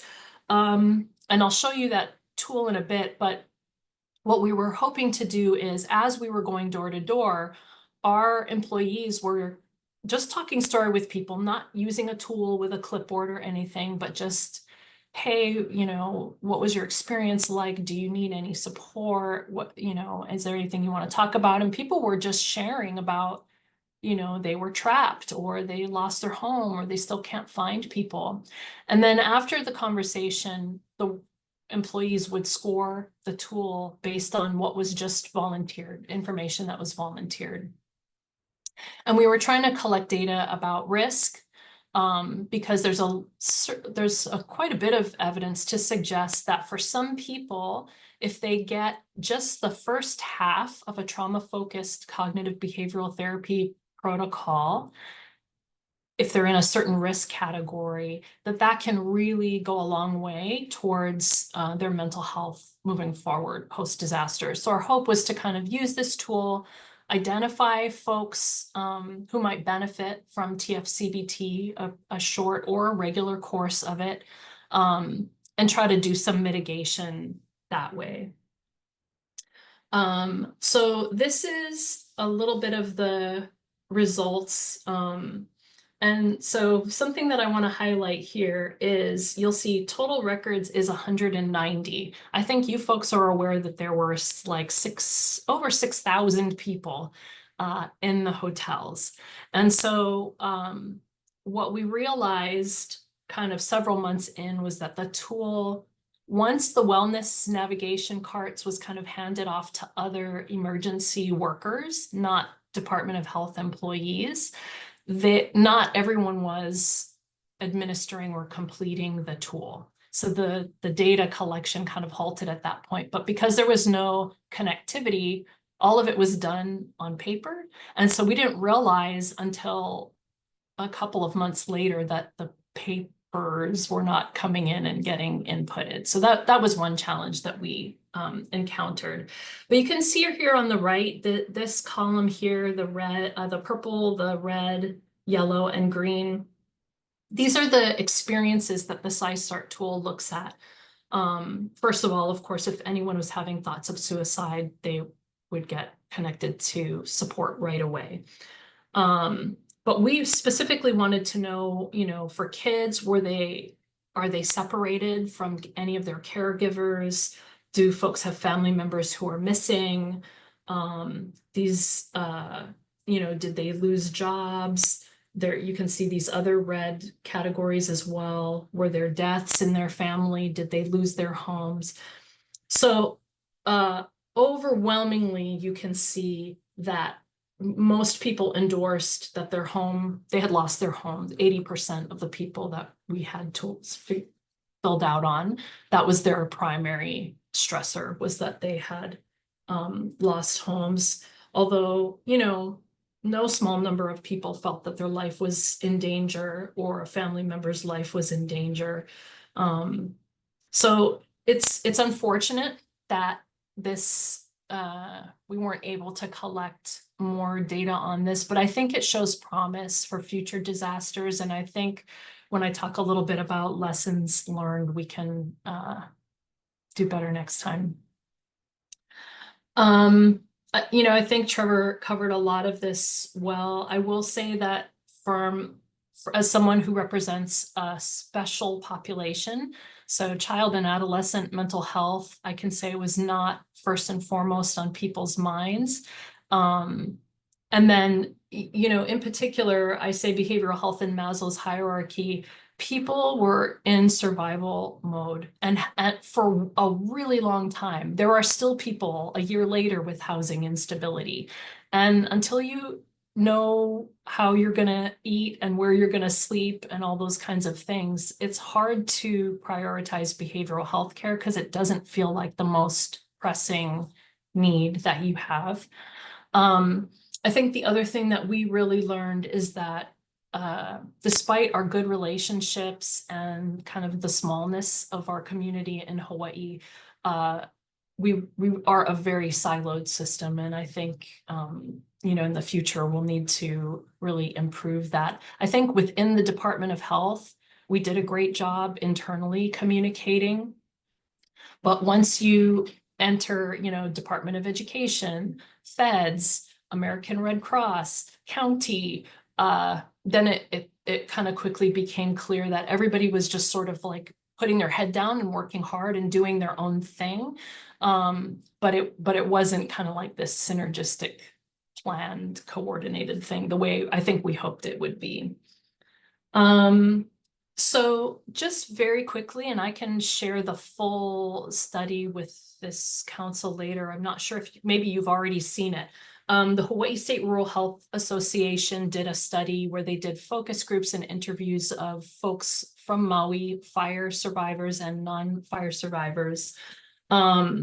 They interviewed 2,097 residents, 1,105 of whom were impacted by the fires.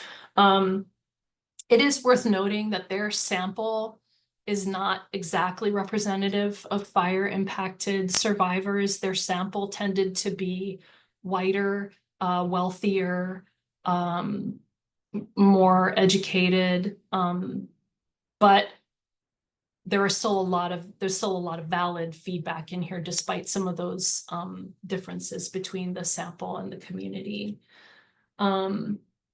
And so some key findings from that study is that, of course, economic insecurity is still people's top concern. They're worried about their ability to meet their basic needs. Many folks have left West Maui. Folks who have been able to stay in West Maui actually report feeling better and faring better, but a lot of people had to leave, which is unfortunate. This next one is a huge one, which is the majority of folks impacted by the fire are still in temporary housing. And of those people, 60% of those people have moved more than 3 times in the last year. 20% have moved more than 5 times.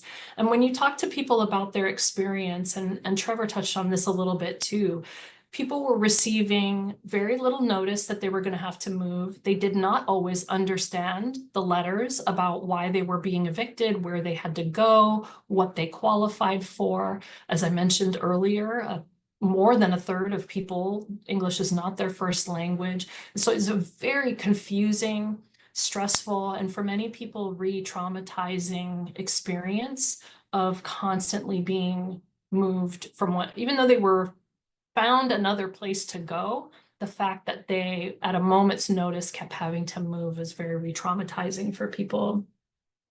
And of course, a profound loss of community. You know, when we had community events, the number one thing that people said was, "It's so nice to see my neighbors. It's so good to see my classmates. It was so good." You know, that people really got scattered after the disaster, and that took a toll on people's feeling of wellness.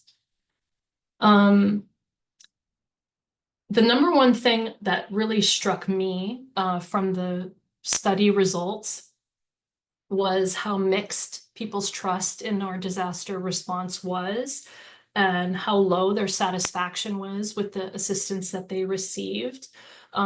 People felt very negatively about FEMA and about government in general.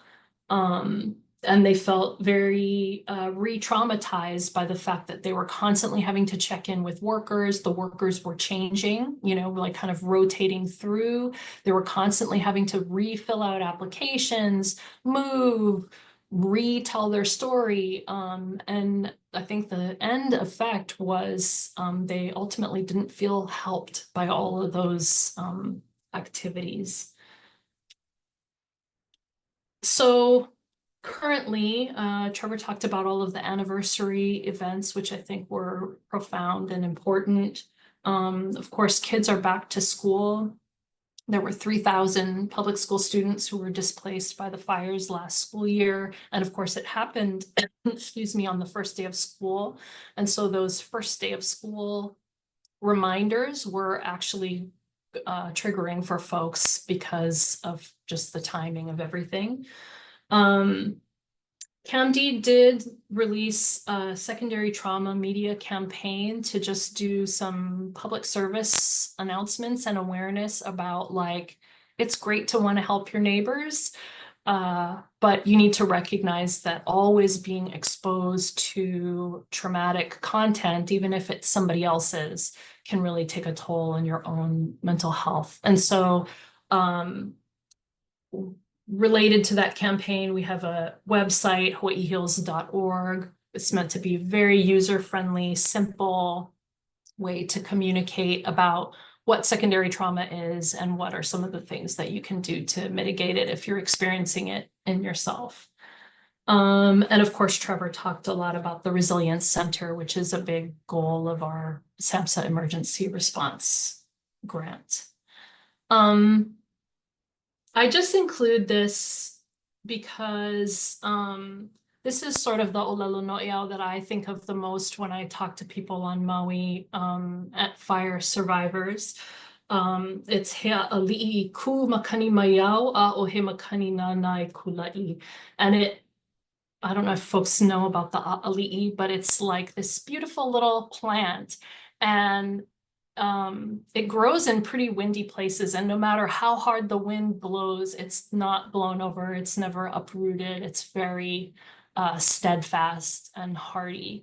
And I think that that's a big part of people's identity now after this disaster, is that the disaster was horrible. Many of them felt that the response was not satisfactory or re-traumatizing in a lot of ways, and yet people still feel very connected to their community, really want to help each other, really want to help their neighbors. So I kind of take solace, I guess, that has been unshakable, even given all of the things that have happened. I know my time's up, but I'm happy to answer any questions that folks have, or share any of the resources that I talked about in my presentation. I'm not sure if have folks seen the Rural Health Association study slide deck. Okay, I'll share that. It's really pretty comprehensive and interesting, and they're going to be doing more research, kind of another wave of focus groups and interviews and surveys, and I think going to try to include more kids and youth in their respondents so that we can get some information about how that population is doing. But it's super interesting, really good stuff. I want to give a round of applause to Kaylee. Thank you so much for this wonderful and very informative presentation. It was very touching. Thank you so much for the information. And we would really like to be able to see that. I didn't know about the study, and I would also like to, before mentioning and honoring and recognizing Jackie Jackson, to just say that as part of the State Council, I know we would really like to be able to know more of how we can assist as well in this process.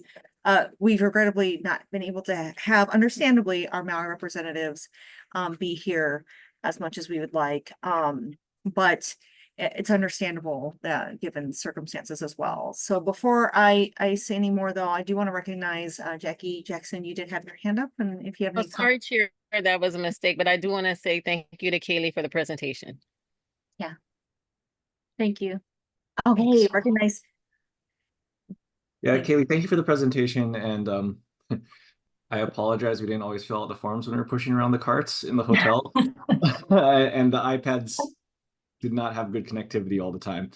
Right. I really want to reiterate, the findings that, before the basic needs were met, people were not out of the crisis, and there's still people that are not out of the crisis. We do have some, I was just up in Maui on the 26th, because we're setting up some of the grant funded response right now. And I think kind of layering our support response and then really being able to designate different entities to take care of certain things, because that was a huge barrier I found when we were trying to help respond to the crisis, is people would come in, take over sites, and it wasn't very cooperative. Many times Red Cross would come into a new site, take it over, saying this is a Red Cross funded area, and then all other providers were not allowed in. And I understand their frustration or their caution with not being able to vet everybody that came through. I do feel like there could have been much better communication and coordination along those lines. And a lot of the families, even still, are not ready for therapy because their needs aren't met. So, that's right. Trying to layer it into finding, housing, shelter stability, food stability, as the priority. If somebody mentions a need for mental health or wanting to talk to somebody about mental health, providing it. But I do, you know, when we had providers went up, that's one of the common things that I heard is they felt like they weren't being utilized to the best of their capability or training because people just weren't ready for it. And That's right. you know, we felt that we were kind of pushing something on somebody that wasn't ready to receive it because we'd go to talk to them and they're like, well, I need to know where I'm sleeping next week because apparently I'm not going to be able to be at this hotel. And it's like, I bought this printer, I bought this thing, you know, to try to rebuild or start like printing out papers or doing things to resume normal life. But in a hotel room, where do you put all those things? So it is a really complex dynamic of how to kind of layer the support. And I think if, you know, we can move forward to future events that might happen, kind of applying what we've learned to how we can layer support and how we can triage and delegate like certain entities to the different tasks, I think that'll be really helpful.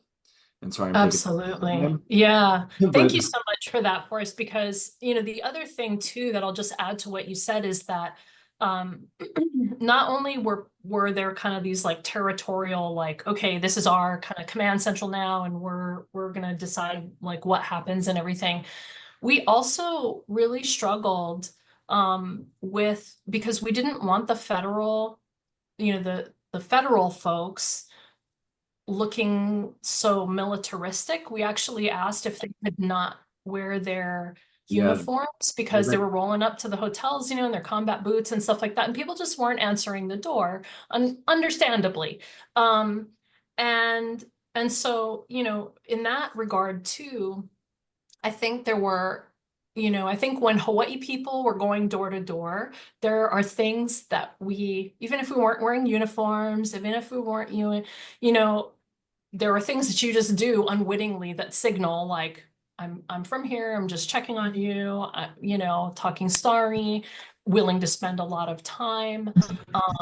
And I think some of the federal folks were like, the objective, you know, in our minds, I think the local people who were volunteering and going door to door, in our minds, the objective was like, get people to talk story, spend time, see how much information you can mine out of what they voluntarily tell you, see if they need things, you know, that kind of thing. In talking to some of the federal folks, and no blame to them, they were a massive help and there were a lot of communication issues, but it kind of seemed like their objective was like, knock on as many doors as possible, like get to every room in the hotel. So they were like lightning, and you're like, okay, well, I mean, you went to a lot of rooms and that's like really great, but if people didn't open the door for you, or if you weren't comfortable spending a lot of time talking sorry, then I'm not sure that we accomplished the objective that we thought we were doing by going door to door, right? So absolutely. And the last thing I want to say on it, our current support that we're providing, the first stage of it, after, you know, talking to Amy and some of the people helping with the resource center up in Maui, is just trying to break the stigma of mental health. Because we find, you know, in Hawaii in general, there's a big stigma. In Maui, it's greater than I see it in Honolulu or Oahu in general. So, you know, in talking to people that we're actively describing symptoms of PTSD, like smelling smoke from a barbecue, going into fight or flight, and, you know, retelling this to me when I was there. I'm like, wow, you know, we should talk about it. Like, oh no, I don't need help. I don't need any, you know, I don't need to talk about that. I'm fine. And I was like, well, you just described like, you know, very classic symptoms of PTSD.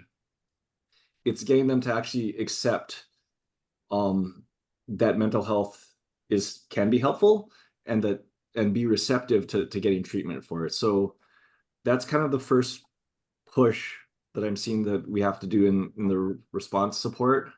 And we're trying to start with case managers or other emergency responders to get them to open up a little bit about it, because it's a very big word of mouth community. So I want them to be able to experience some of that, you know, helping, talking story, initial stages of treatment, to be able to refer somebody like, hey, you should go here too. Cause like I started talking to somebody, it's helping me out. So that's how, you know, we're in our approach, we're layering, trying to get this out there.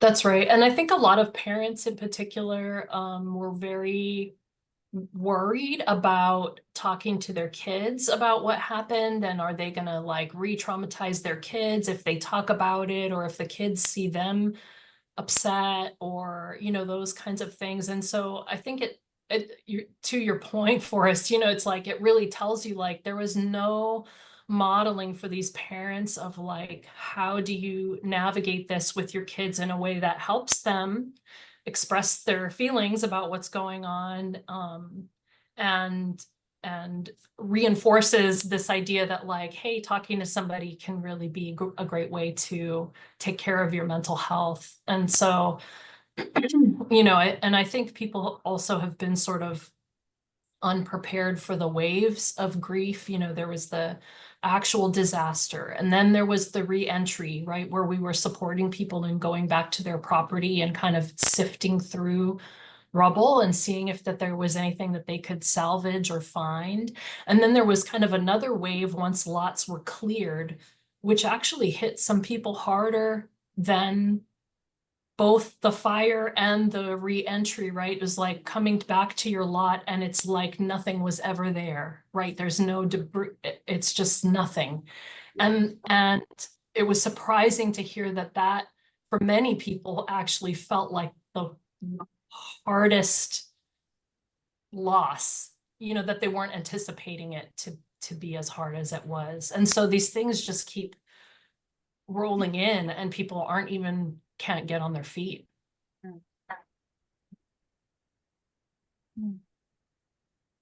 Thank you for the information. Can I to piggyback on what you're both talking about in terms of the layering and also issues with re-traumatization, I really echoed with Trevor's sentiment about reframing a lot of the mental health services in a way that was more about talking story or presenting certain things as community events, to sort of destigmatize or at least provide an access to something that could be eventually a type of talk therapy or potential for just building community and a way to address those issues. I also wanted to ask, has there been any discussion or movement about, you touched upon 2 points in your presentation, both a lack of internal, kind of a siloing of certain resources, and external as well with the feds. There's a difference in terms, I think, of cultural understanding, a way of just how things are approached. Also culturally here in Hawaii, has there been any discussion about how we can both internally within the different departments provide more synergy or pathways for if, and hopefully not, but if or when a future kind of disaster occurs where we've learned from these issues and so we don't make those same mistakes? And then same externally, has there been any outreach to federal organizations or organizers to help either with some sort of training, cultural awareness, training, information? I mean, Jon Stewart is great, but I want more than just him. He does a really good job, by the way. People should watch that. But I feel like there could be more done in terms of making sure next time anything horrible occurs and these organizations are needed to work together, we kind of learn from this as opposed to make the same mistakes.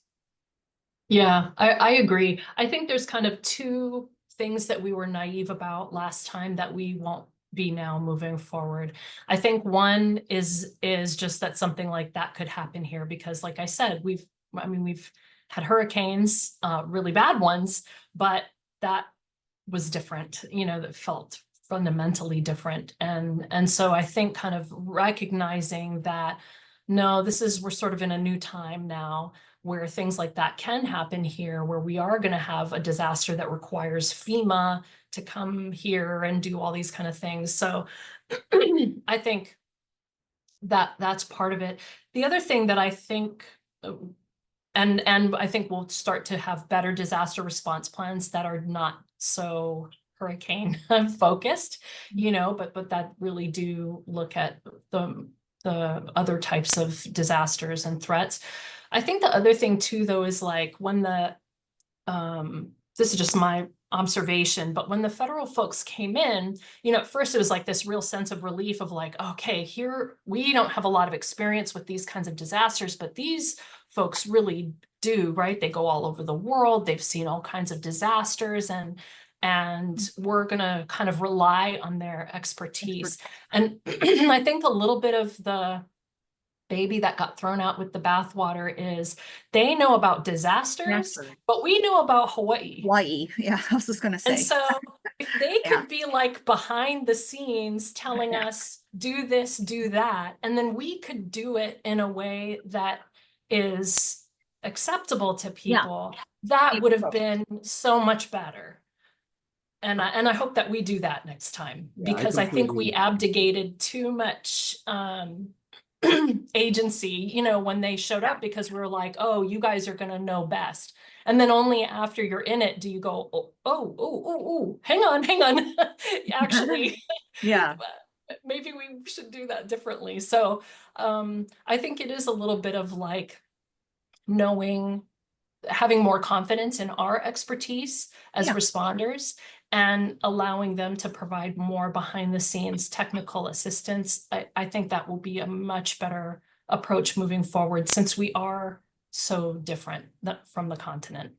Yeah, and it sounds like just defining the roles so that people sort of know, okay, this is my Kuleana, this is where I need to be when I come in, and then we know, hey, you'll be here, you'll fulfill this role appropriately, and that way the objectives are well and efficiently accomplished, as opposed to what might come in as their own objectives. That's not of the environment. Yeah. Right. Has that been kind of vetted? Has that been discussed? Is that kind of in place? Because it's nice to talk about, but I always worry that we have that idea, but then we're like, is that going to happen next time? Does that make sense? Like, I worry if there's anything formal that has been. Yeah.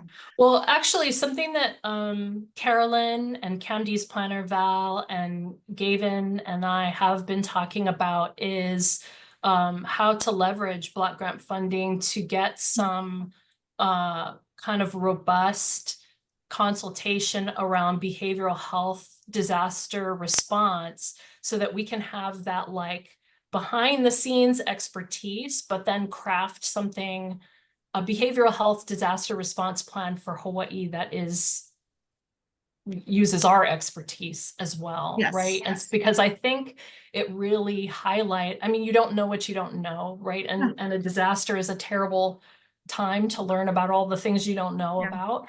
But since it happened, and since we do want to be better for next time, and since fire threat in particular is very real moving forward, I think we have a real opportunity to take what we personally learned from volunteering and from going through this, and then get some, kind of some evidence-based practices around behavioral health disaster response from what other people have learned in other places, and try to put together some planning. So that's still really in its infancy, but it's certainly a goal that we have as a behavioral health administration, of like really figuring out how we fit into that disaster response puzzle. Because of course there's, I will say my admiration for the Department of Health really grew during this, because, there is environmental health, there is air sampling and water sampling, and what to do with debris and soil sampling, and sewage infrastructure. And, there were so many public health nursing and vaccinations and COVID, and there were so many things from a health perspective that required immediate response, right? And that's so complicated, because like even the re-entry, letting people visit their property, well, they had to have personal protective equipment. They had to learn how to use it. We wanted to make sure there were behavioral health supports there.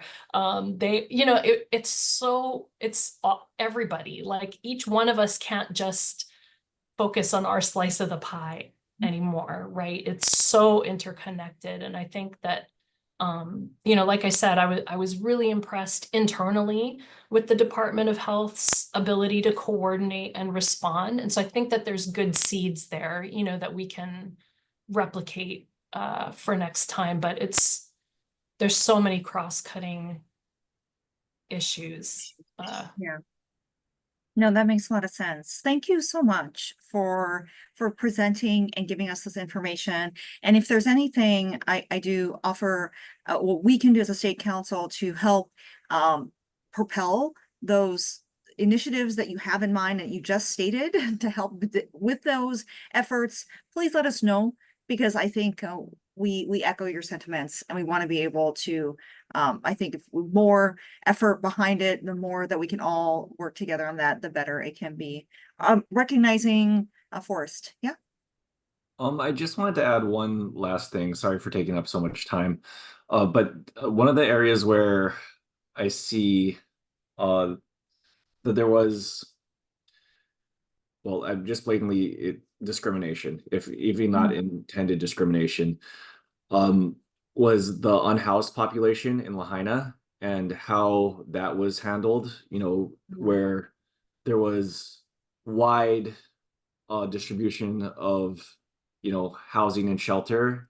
And then there was a filtering of like, oh, well, if this person didn't have housing prior to the fire, then they were no longer able to be housed in the shelters in Maui. And, on my side, I was like, that seemed very discriminatory. I know it was an emergency and I wasn't gonna, bring it to everybody's attention or make anything substantial about it at the time.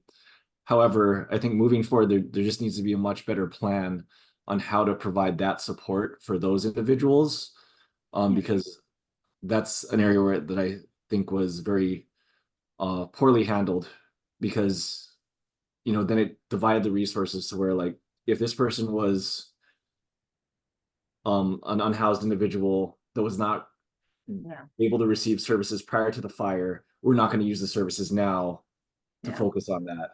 And that hurt kind of the ethics side of my soul, but just looking at that moving forward, as an area to improve on. I mean, disasters change the landscape. Does that make sense? So I also echo your sentiments that that's something that needs to be looked at least. Yeah. Thank you so much, Forrest. And thank you so much, Kaylee. Really appreciate it. Oh yes, exactly. There's so many resources there already. Yeah. Okay. I want to be mindful of time. Thank you, Kaylee, for joining us and being so patient and being so graceful during my faux pas. I really appreciate all of that. Thank you so much. You're welcome to stay, of course. I do want to recognize your time, though, and if you do need to leave, go ahead and feel free to do that too. All right, thank you. I'm going to take time to segue now into career pathways, though. I'm not sure if we have that ready, Carolyn. Do we have that ready? I think we can save it for another time, but I can also provide the beginning, resource that folks can take a look at from Washington. I'll post it online. Oh, that would be wonderful. But yeah, it's not quite that career pathway video that I was talking about. Yeah, thank you. Okay, from Miss Aluka. Yeah. Okay. No, what it is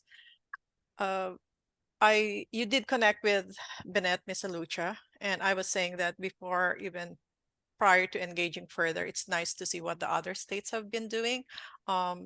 We were part of a learning collaborative on workforce needs. Hawaii was one of the 8 states selected. And there are 2 items there that I think that are relevant to discussions on career pathways, the work from the behavioral health in Nebraska and the work from Washington. So at least it gives you a little bit more of organizing framework. Thank you. Okay. Thank you so much. Really appreciate that, Carolyn, and Leah too. All right. Thank you so much both for your work on that. So we'll keep that for the October meeting. Does that sound appropriate? Okay, thank you, Carolyn. I would like to move now on to informational reports. I'm looking just to make sure there's anything from public in terms of the comments. I wasn't sure if any public comments were there. I don't see any public comments. Just want to make sure we take time though. I don't see any. Okay, I'm going to move on to informational reports. I'm going to start with our island representative reports and our Oahu Service Area Board. Jackie, do you have any reports for us for this month?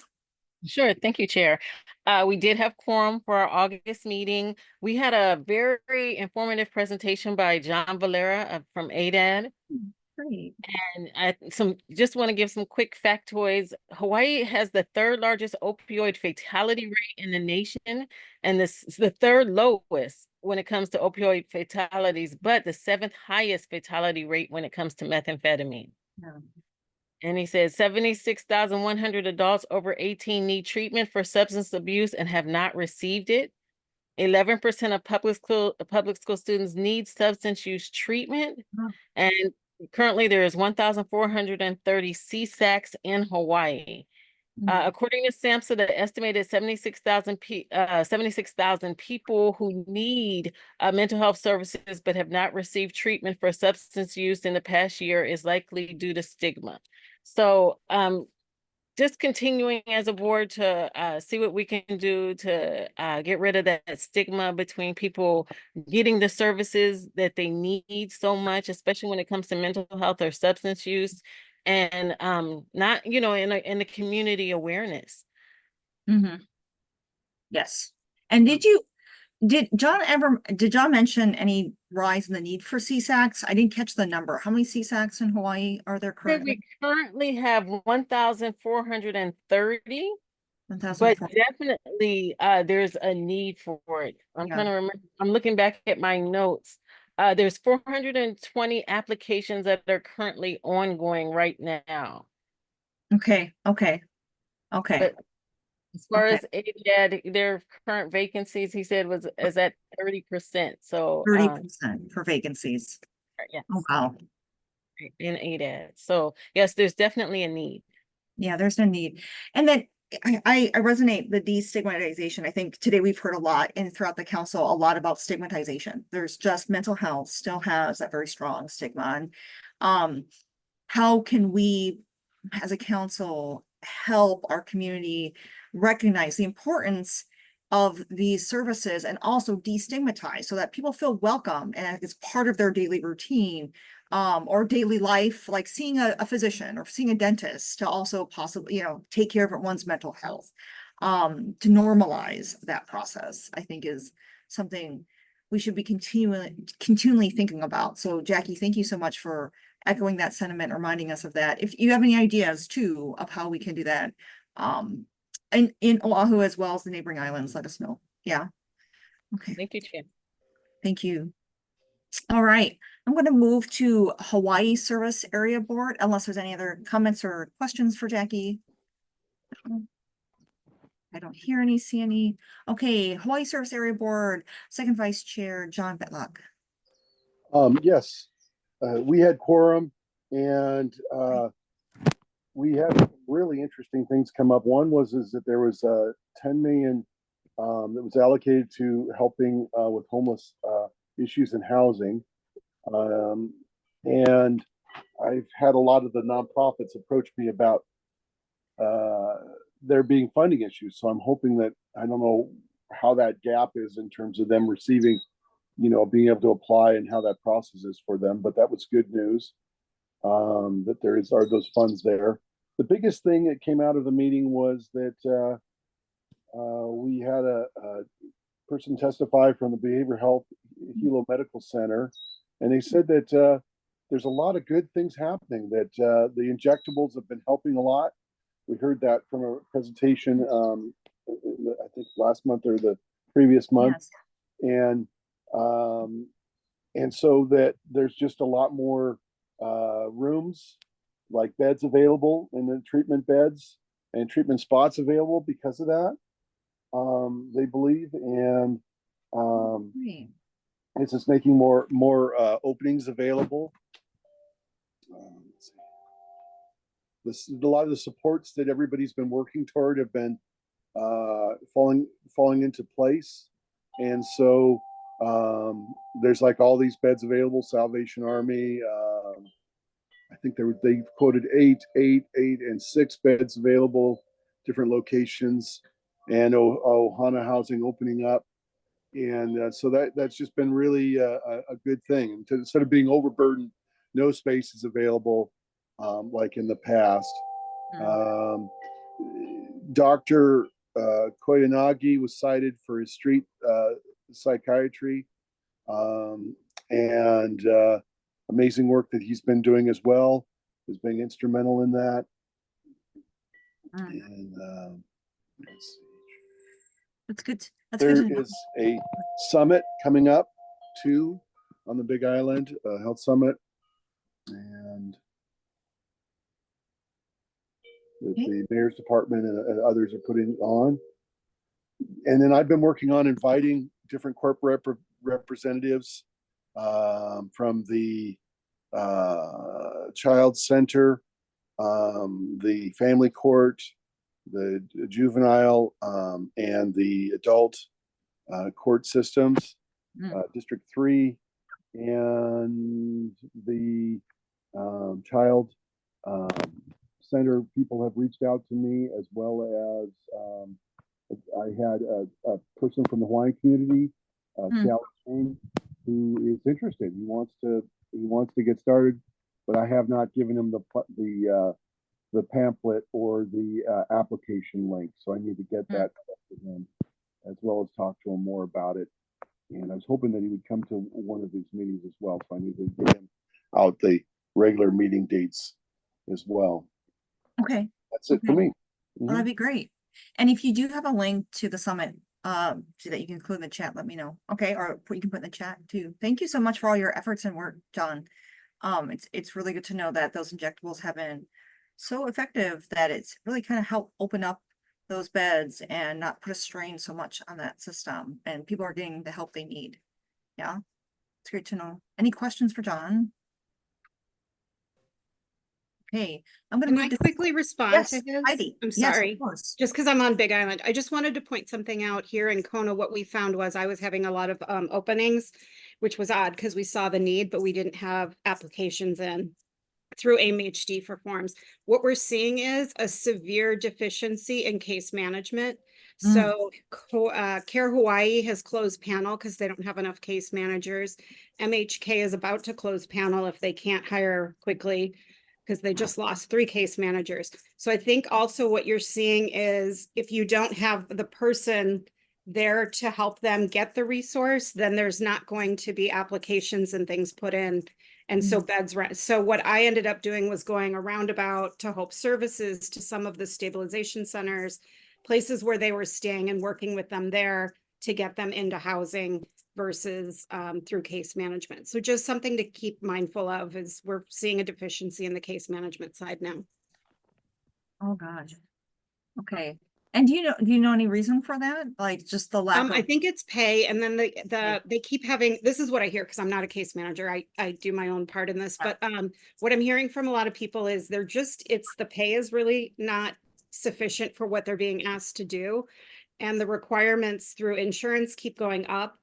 And so they're feeling taxed and overwhelmed, and also just changing jobs, it's a lot less stressful to go work for a hotel and get paid more than to go through some of the hassle that they're going through now. I've seen a lot of people go into different career paths just because it's become such a challenging and facing all these challenges, trying to get somebody into BISAC, but don't have options for a year, and things like that. You're trying, and all these roadblocks. I think it gets a little deterring as a case manager, but I think pay is a considerable factor right now for cost of living. Okay. Yes, I just want to point out that there's a little bit of a Clockwork Orange factor with the insurance. So these case managers having to fill out these reports, if they're not filled out correctly, the agencies don't get paid. And some of them, they do special trainings, but it can be confusing sometimes. And from my time at BISAC, a lot of case managers were not they just weren't getting some of the new state insurance rollouts, and that was really adversely affecting the BISAC ability to get paid. Yeah. And the paper requirements that every case manager is required to complete is pretty considerable. The amount of time that they spend with the consumer is really low compared to the amount of work they have to do following any contact. So the administrative burden seems to be disproportionate. Exactly. Yeah. Not clinical And- hours. Piling it on. Yeah. Recognizing first. Yeah, go ahead. Yeah, I was actually going to bring this up as well as like a concern for community providers is that the case management system is not working very effectively. I know that in general, especially like through Ohana CCS case management, there's anywhere from like 3 to 6 hours, maybe a month of case management services with very large caseloads of different individuals that they have to serve. And I have not seen this research, but I'm hearing from Dr. Carlton, who I believe was part of trying to initiate the case management services in Hawaii when they were first starting up, that some of the research that was done entering the programs was more like 20 to 60 hours per member of case management a month. And it's just been severely reduced from what the initial findings were. But I'd have to do a little bit more research to get back on that. So that's what I'm hearing from the case management side as the community providers see it and where the difficulties are coming in. Good point. Thank you, Forrest. That it seems like there's a lot of challenges in terms that there's not disproportionate amount of time being spent. Recognizing John Fujii. Hi. So just wanted to confirm, Forrest kind of talked about CCS and just like what Heidi and was talking about around the case managers. And is that the CCS program, or is that, say, I don't know, AMHD with their case managers that are not part of CCS Medicaid? Definitely the CCS is what I'm seeing. AMHD, I think they just lost another case manager as well, who's going to go over to the clubhouse. So I think they're doing a little bit better on the front, but I think it's predominantly CCS that I've seen personally. And then CMO was another one, that, they're struggling to staff as well.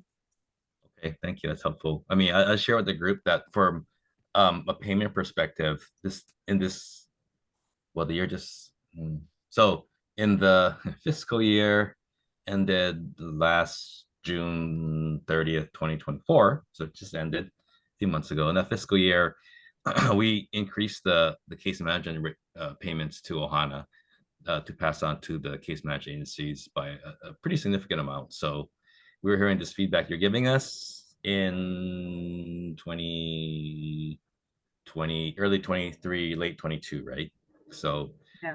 If I got my dates right. So yeah, we actually increased it. We increased it again this time, just July 1st of this year. So hearing the feedback around, the amounts of the payments made and what is it enough to keep staff and all that.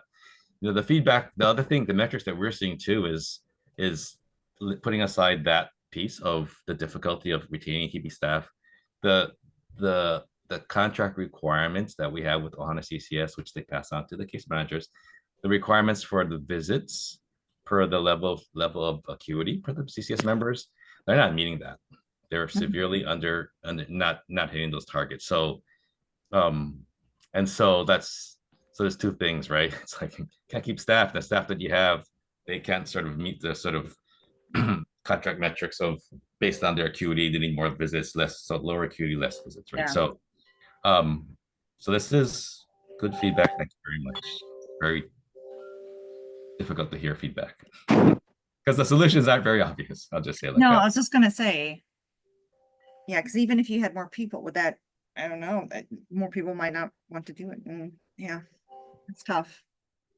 Yeah, we'll have to keep thinking about this for the case management side. I think it's another thing that the work study will be good to know about.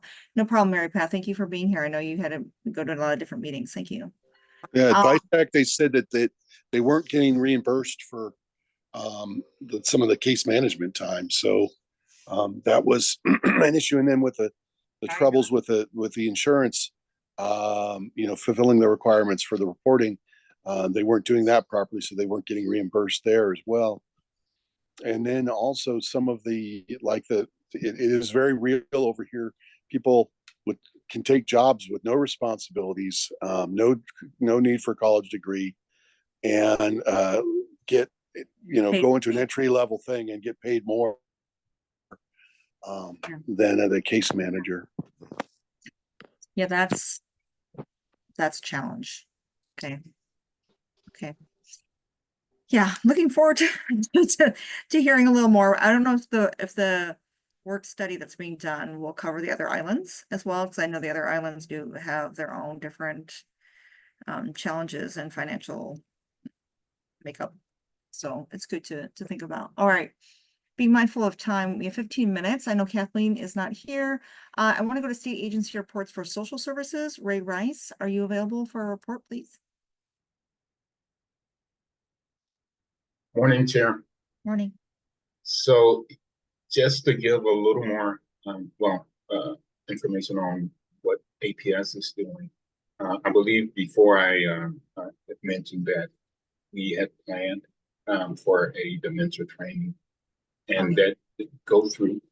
So we finished that up last week, and it was done by Dr. Fernandez. She did a great job coming in and giving an overview of dementia, and there was great engagement by the workers. And she showed a video that was well received, that covered all of the different sections of the brain that is impacted by dementia.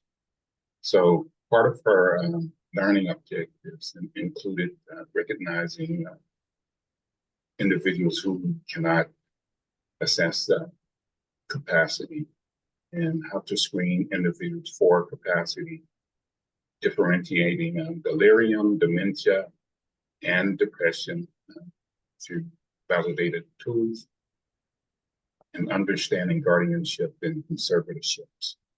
So she covered a number of tools, including the 88, the mini cog, geriatric depression scale, the short form, the short portable, and the Richmond agitation sedation scale. So at this point, the leadership is looking to schedule a future meeting so we can decide which tool we'd like to focus more on for workers to use. That'd be great. Yeah, and working in the field. So yes, that was a great training that everyone was looking forward to. Yeah, sounds like a really good training, especially all those different scales that can help differentiate and screen accordingly. Thank you so much. Is there anything more, Ray? Yeah. That's it. Thank you.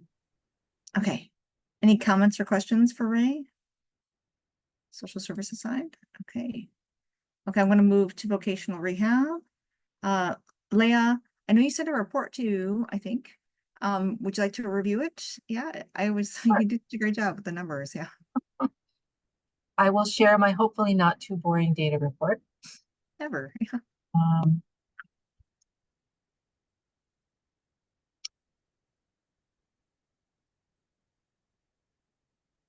Hopefully I'm doing this right.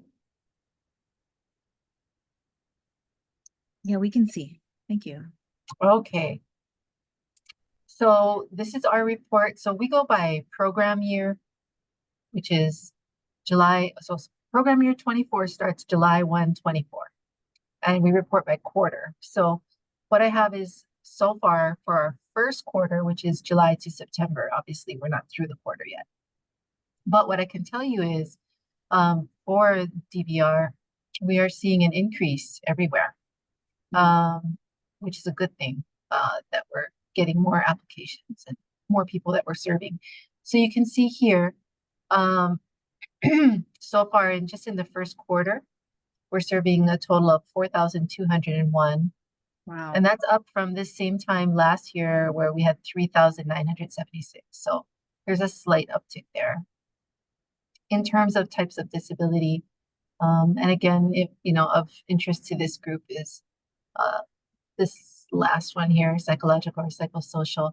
Now, this is a listing of the people that we serve by their primary disability. So understanding that all these other areas may also have, mental health concerns as well. 1,030 folks that we're serving right now, as opposed to last year, this time was 930. So that's also gone up. Employment at exit. This is when the counselors are all done working with the client. The client is satisfied with the employment that they have. Their employer feels they're doing a good job. So this is the types of jobs so far, just from July 1 that we have placed people in, and they said they were doing fine and they can always come back. But I won't read through them all in the interest of time, but you can see there's quite a range there of types of jobs, as well as number of hours worked and wages, with the highest one being a hairdresser, hairstylist, or cosmetologist at $52.75 an hour. So that compared to last year, for the whole year, we only had 14. And so far, only since July, we've got 16. So wow. Whether it's more people are coming out of COVID, more people with disabilities are prepared to work, whether it's because minimum wage has gone up, salaries have gone up, I'm not sure yet. But anyway, things are looking good. That's yeah.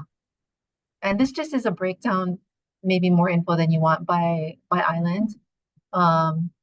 So far for Oahu, in this quarter, we had 117 people apply since July 1 for assistance, as compared to last year, this time we had 85. I'm sorry, we had, 85. On Maui, so far this year, 24 people have applied, as compared to last year, we had 6. Big Island, so far 29 people have applied, whereas last year we had 7. Kauai, so far we have 5, last year we had 4. So you can see there's quite a lot more people reaching out, and we're happy about that. And that is despite the fact that we still have a lot of vacancies, although we're getting better. I think we filled 2 positions since our last meeting, and those are counselor positions. So that's a good thing. So that wraps up my report. It looks like we're serving more people, so I'm happy about that. Unless anyone has any questions for me. Thank you so much, Leah. Appreciate the information and the data. Thank you. Thanks so much. All right. Just a side comment. Yeah. No, it seems like your finding resonates with what I'm hearing from out there. I seem to have more people wanting to look for a job from among the individuals with mental illness. It's anecdotal, but it kind of supports your statistics. Yeah. Thank you. That's good to know. Thank you. Thank you so much. And then any other questions for Leah or comments? Okay, I'm going to move to then MedQuest, Medicaid, and HACTX, John Fujii. Yeah. Hello. So I'll give I have no update from HACTX. I missed the meeting last month. I was traveling. Okay. But for Medicaid, and I think Carolyn might know this too. For AMHD, we're talking with I pronounced his name wrong. Is it Gavin? I keep calling him Gavin. Gavin. Yeah.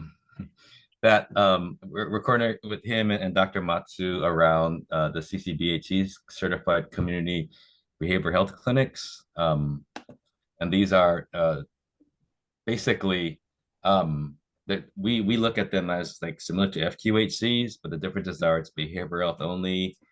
They take all comers, all insurances. Crisis services available 24/7, and there's 9 required services that sort of a certified CCBHC needs to deliver: crisis services, outpatient mental health and substance use, person and family-centered treatment planning, community-based mental health care for veterans, peer family support and consular services, TCM, outpatient primary care screening and monitoring. Sorry, I'm reading it now because I don't know it by heart. Psychiatric rehabilitation services and screening, diagnostic, and risk assessment. So the AMH is actually applying for a planning grant for this. Oh. And so they're going to submit it, I think, later on this week. So we're helping them with the grant just a little bit. What we're looking at is paying these CCBHCs similar to FQHCs.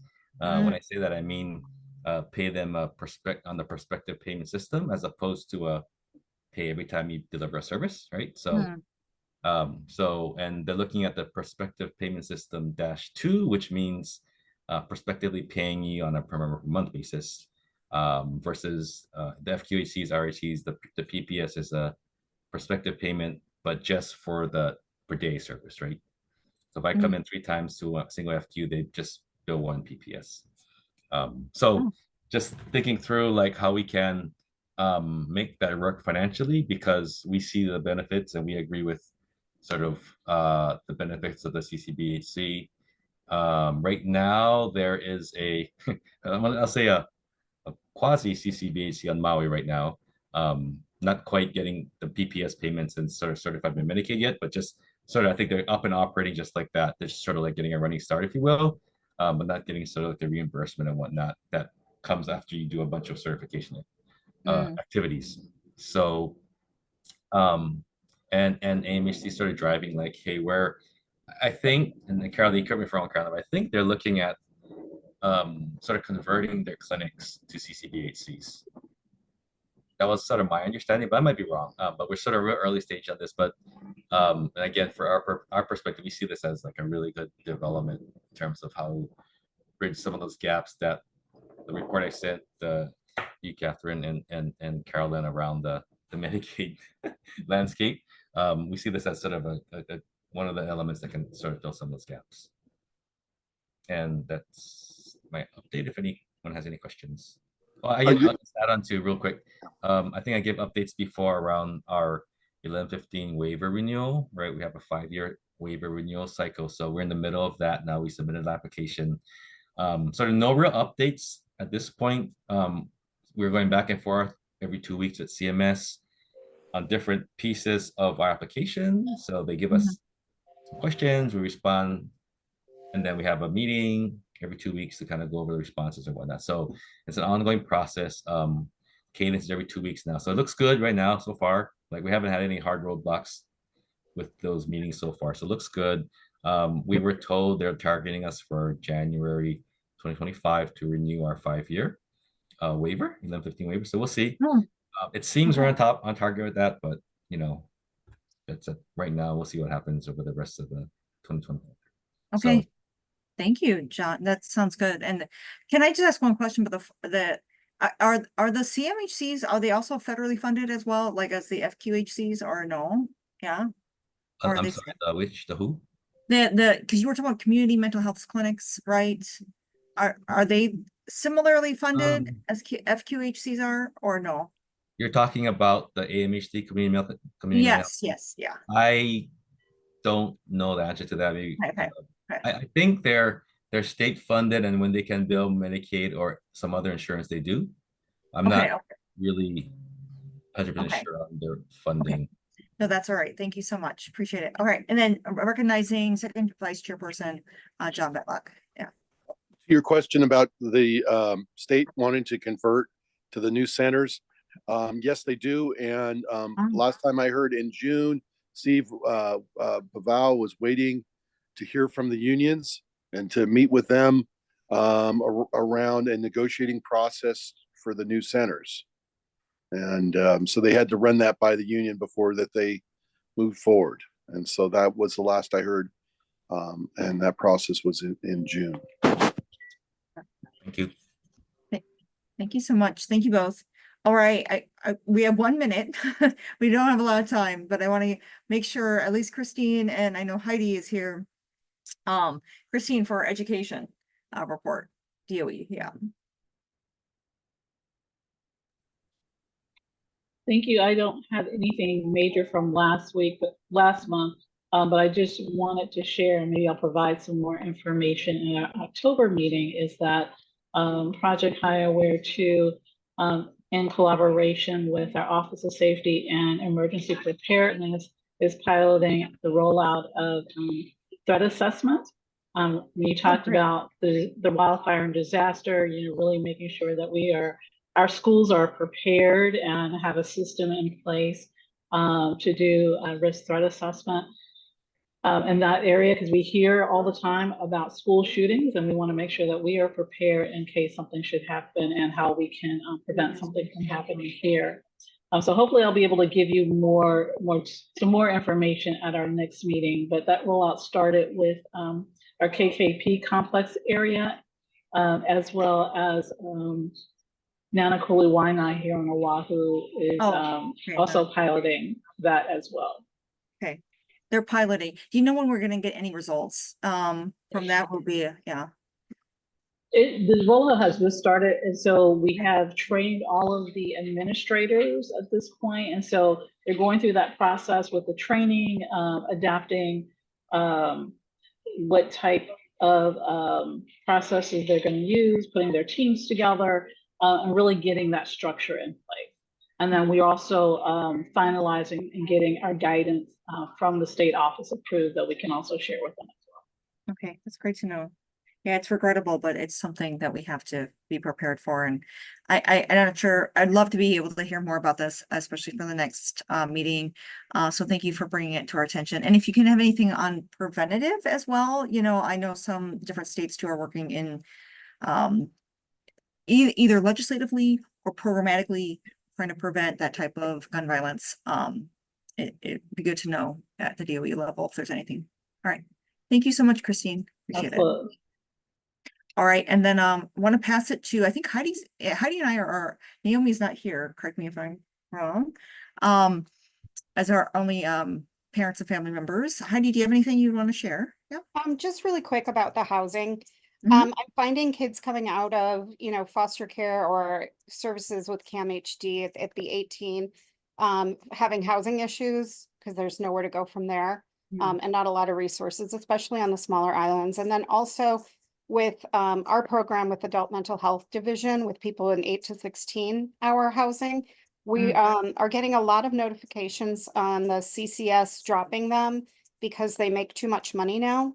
And so they're no longer going to be housed. It's like, it's really sad because you're great, good job. You got a job, you're doing really well, but now you make too much money. And so now they're going back to the street or living in a car because they don't have, they don't make enough in our communities to actually find housing, but they make too much to be housed in our AMHD homes. So just, there's like these pukas everywhere in housing.